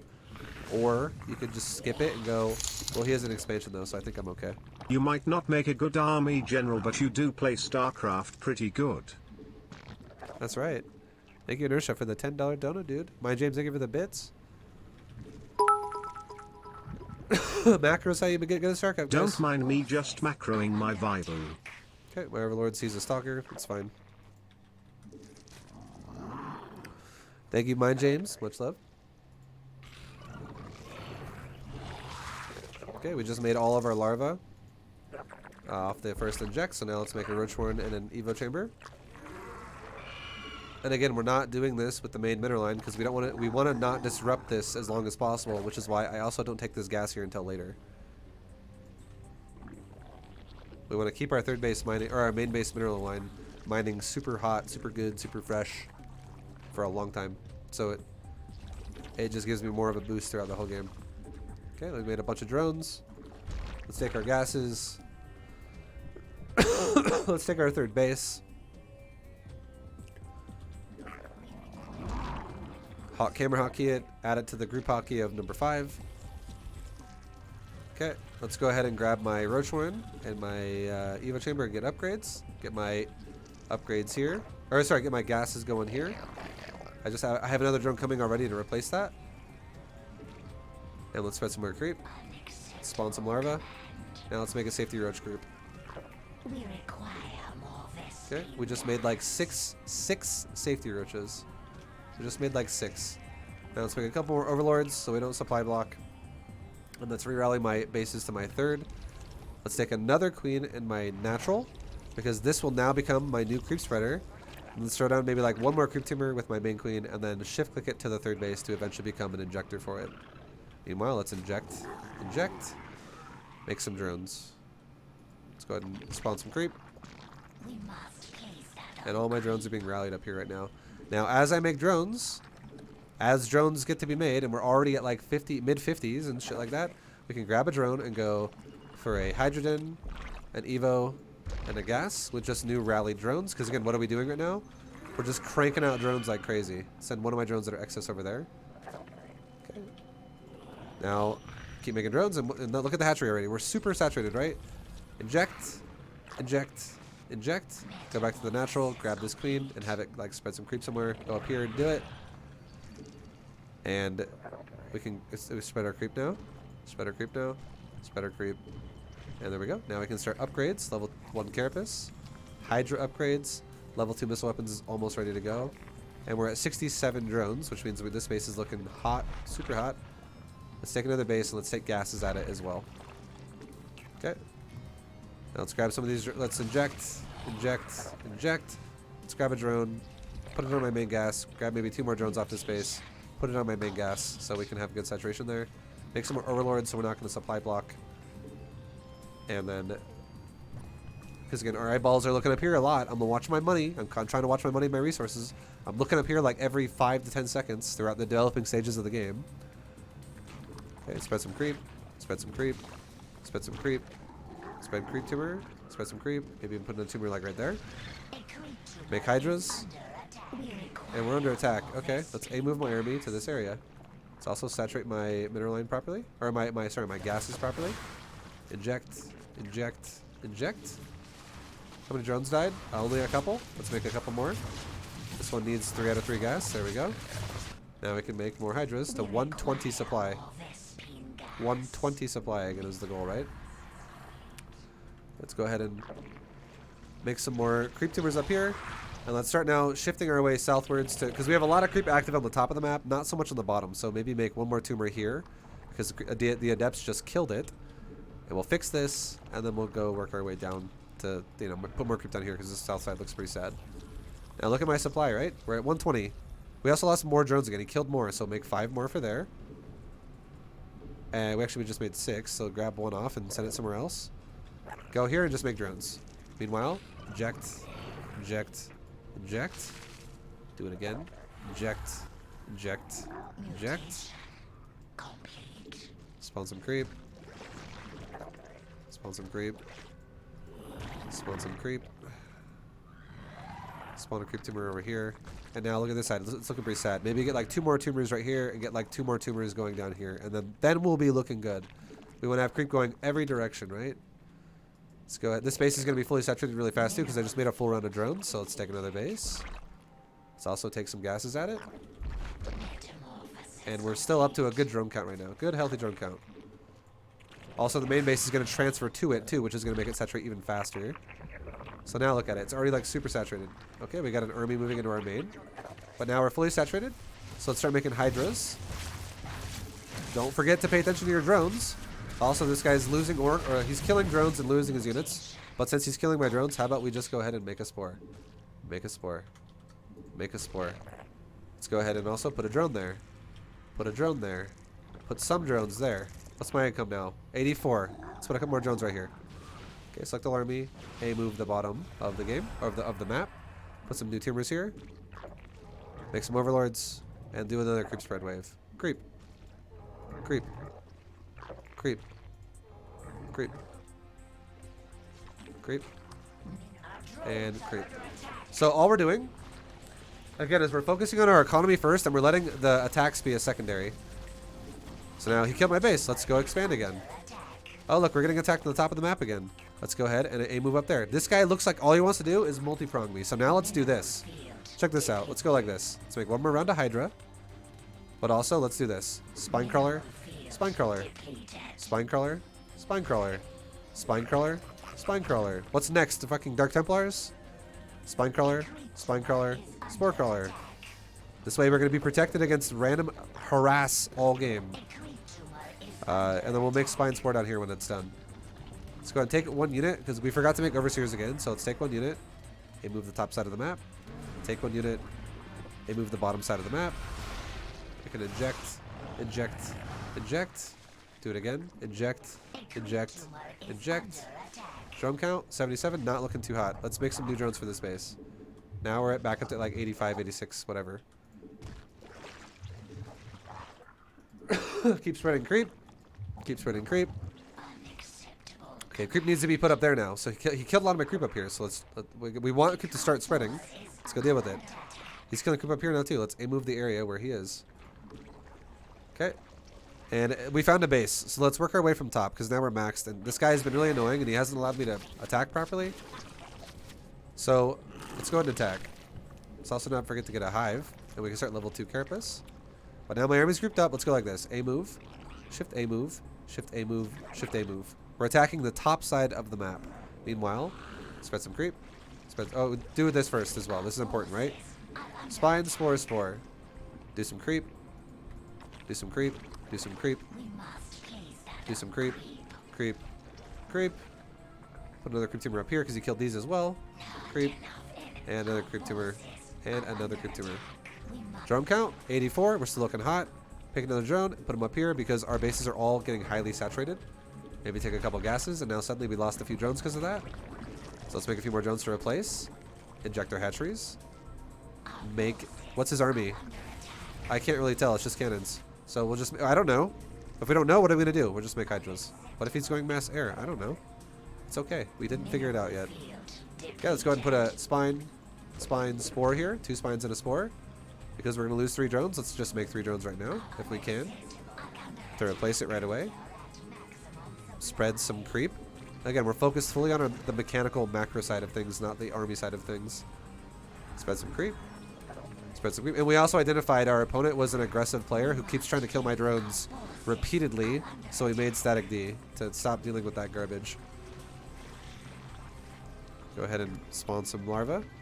Do it again. Why? Because our queens all have a fuckload of energy. Do it again. Why? Because our queens have a lot of energy. Do it again. Same reason. A lot of energy. Do it again. Why? Queens have a lot of energy. Okay, now look at the energy. Good. Pretty good. Pretty good. So we're looking like, you know, we just injected a lot right there. That was like 16 injects we just threw at the hatchery, which means we can instantly remax. By the time our army starts dying, we just fucking remax so fast. And now let's go back and look at this on ×8 again, and let's see efficiency of play, right? Our opponent went for adept pressure into oracle proxy pressure, into proxy warp-in pressure, into now falling back defensively. That's what our opponent did, right? Our opponent will play this game insanely aggressive.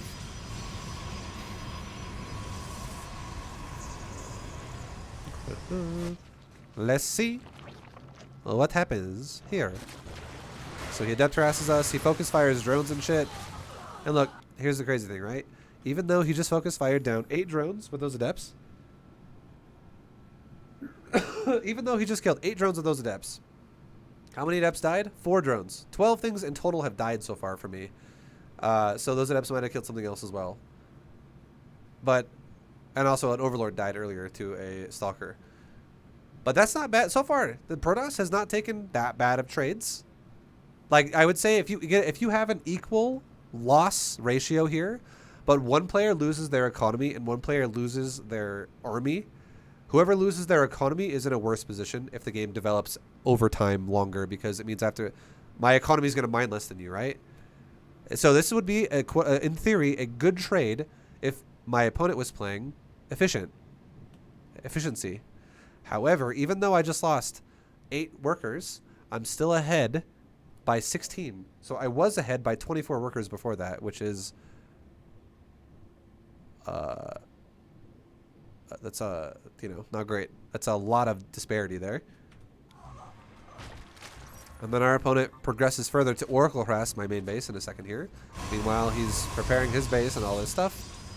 Now the oracles get in my base, and what do these oracles do? They die so that they may kill 6 more drones. They killed 6 drones, and I A-moved because he was killing my mineral line. And now I've lost 14 workers this game, right? I've lost 14 workers, but yet he's still behind by 21.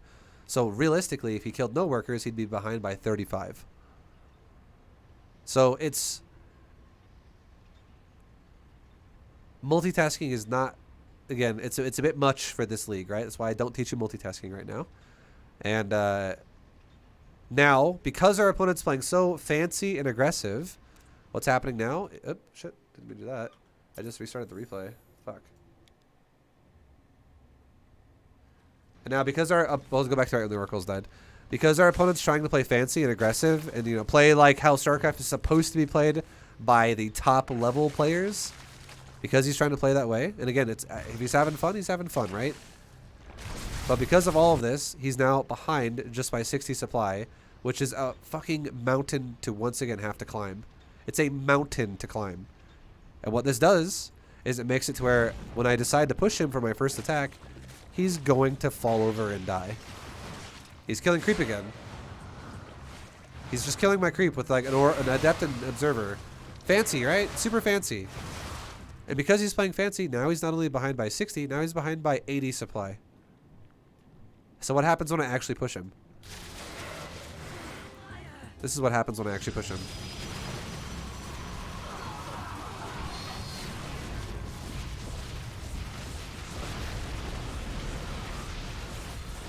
There just isn't enough Protoss. And then you die. Efficiency. You can't do multi-prong at the cost of efficiency. You have to have some realm of efficiency in your build.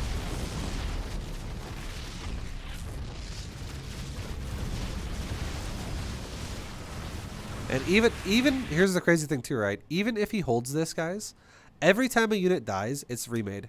Dies remade, dies remade, dies remade, dies remade. Imagine if every time I killed a unit for Protoss, it was instantly remade. What if his supply never dropped below what it was when the fight started? Efficiency. So even though my army is currently dying, we have another group of Hydras at home already, and it's just going to keep going up again. Every time more units die, we just make more and more and more. Like, even if this army went to go attack him now, just this army only, he would still die. Because he doesn't have anything to save himself right now. It's because he doesn't have any units. He does have however, a lot of resources, though, that he just never used because he was too busy doing other things, which is the problem of what most people have at these leagues.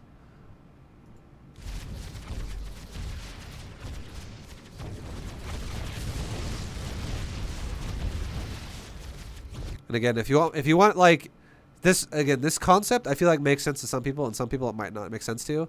But even though he has 3,500 in the bank right now, right, and 700 in the gas bank, which is like about 4,200 resources in the bank, even though he has a good chunk of resources in the bank, that does not just mean, oh, well, Vibe, he's only behind you by a little bit, right?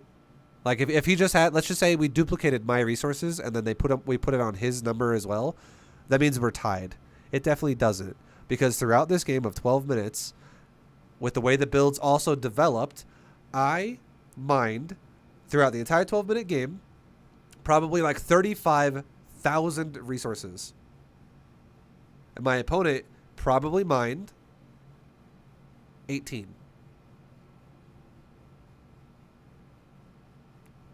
It's very, very realistic, I feel like. So if I've mined 30 and my opponent's mined 18, and then on top of that, my opponent also didn't even spend about 4,300 of that. That's where your supply is super tiny. You have, again, it's all about developing your build in an efficient way, and then also maintaining that the whole time. That's the whole point of so much of this series in these leagues, is just constantly getting multiple examples of the same concept over and over and over. Because again, guys, I'm telling you right now, you cannot actually play StarCraft 2 until you can play an efficient macro game. You can't play StarCraft 2 until you can do that. You can play you can play Chaoscraft. That's what we'll call it. From Bronze to Platinum, those guys don't play StarCraft, they play Chaoscraft, which is randomness. And nothing makes sense. And then once you get to like Diamond Plus, you have a base level requirement of macro, because if you can't do that, if you do Chaoscraft versus StarCraft, you get kicked out of Diamond League. And you go right back into Platinum. And you're like, oh, dang it. Why am I back in Plat? Maybe it's because I play too much Chaoscraft. And I don't actually have efficient builds. I don't have any type of efficiency in my gameplay. So then Diamond Player is like the base level, the minimum of what efficiency is in this game, where your average opponent will play efficient, and then you start having the correct terminology of like, okay, now we can start paying attention to more things about proper scouts, and now like very thorough scouts, and now we can start reading something and then expecting something, because our opponent is actually playing StarCraft, not Chaoscraft, where you look at something like, remember earlier how I was talking about the Zerg player, where it's like, why do we have a third base that's fully saturated and our opponent has no drones on his third? In StarCraft, that would mean he's got a bunch of roaches somewhere and he's about to go attack me because he opened roaches and attacked me and then fell back and only lost like 400 resources of units. And then we're like, okay, well, We know we are both going roaches because we just had a roach versus roach fight where you might have lost 3 units and I might have lost 6, which is very tiny. And then now I see my third is fully saturated and yours is not. If this is StarCraft Diamond Plus, I'd be like, why is your third not saturated when mine is fully saturated? Probably because you got like 20 roaches somewhere just chilling, about to attack me. That's StarCraft. Chaoscraft is when your opponent and you both know you're going roaches, and then you have a fully saturated third, and you look at their third, and there's no drones on it, and you go, what are you doing? And he's like, I don't fucking know. I don't have roaches either. I don't have drones or roaches. It's chaos. It's chaos. I have 3 spine crawlers behind my mineral line. I have a spire as well starting right now with no drones or whatever. It's just shit that doesn't make sense.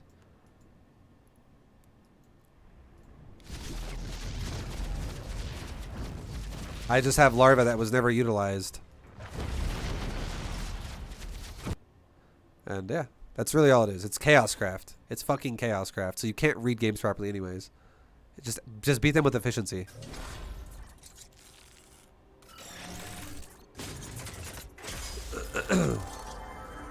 Nice. There we go, guys. Gold 1. There it is. It's all shiny. And that could be yours too. If you, again, apply more efficiency into your gameplay, and you fucking got it, dude. You got it. I promise. And guys, thank you for watching. I hope you guys enjoyed this video overall. I hope you guys learned something from it. I hope it helps you. Much love if you made it to the end, and good luck to you on your journey to keep progressing through the leagues in StarCraft. And yeah. Anyways, guys, I'll see you in the next one. And until then, take it easy. Much love, and have a good one. Peace, guys.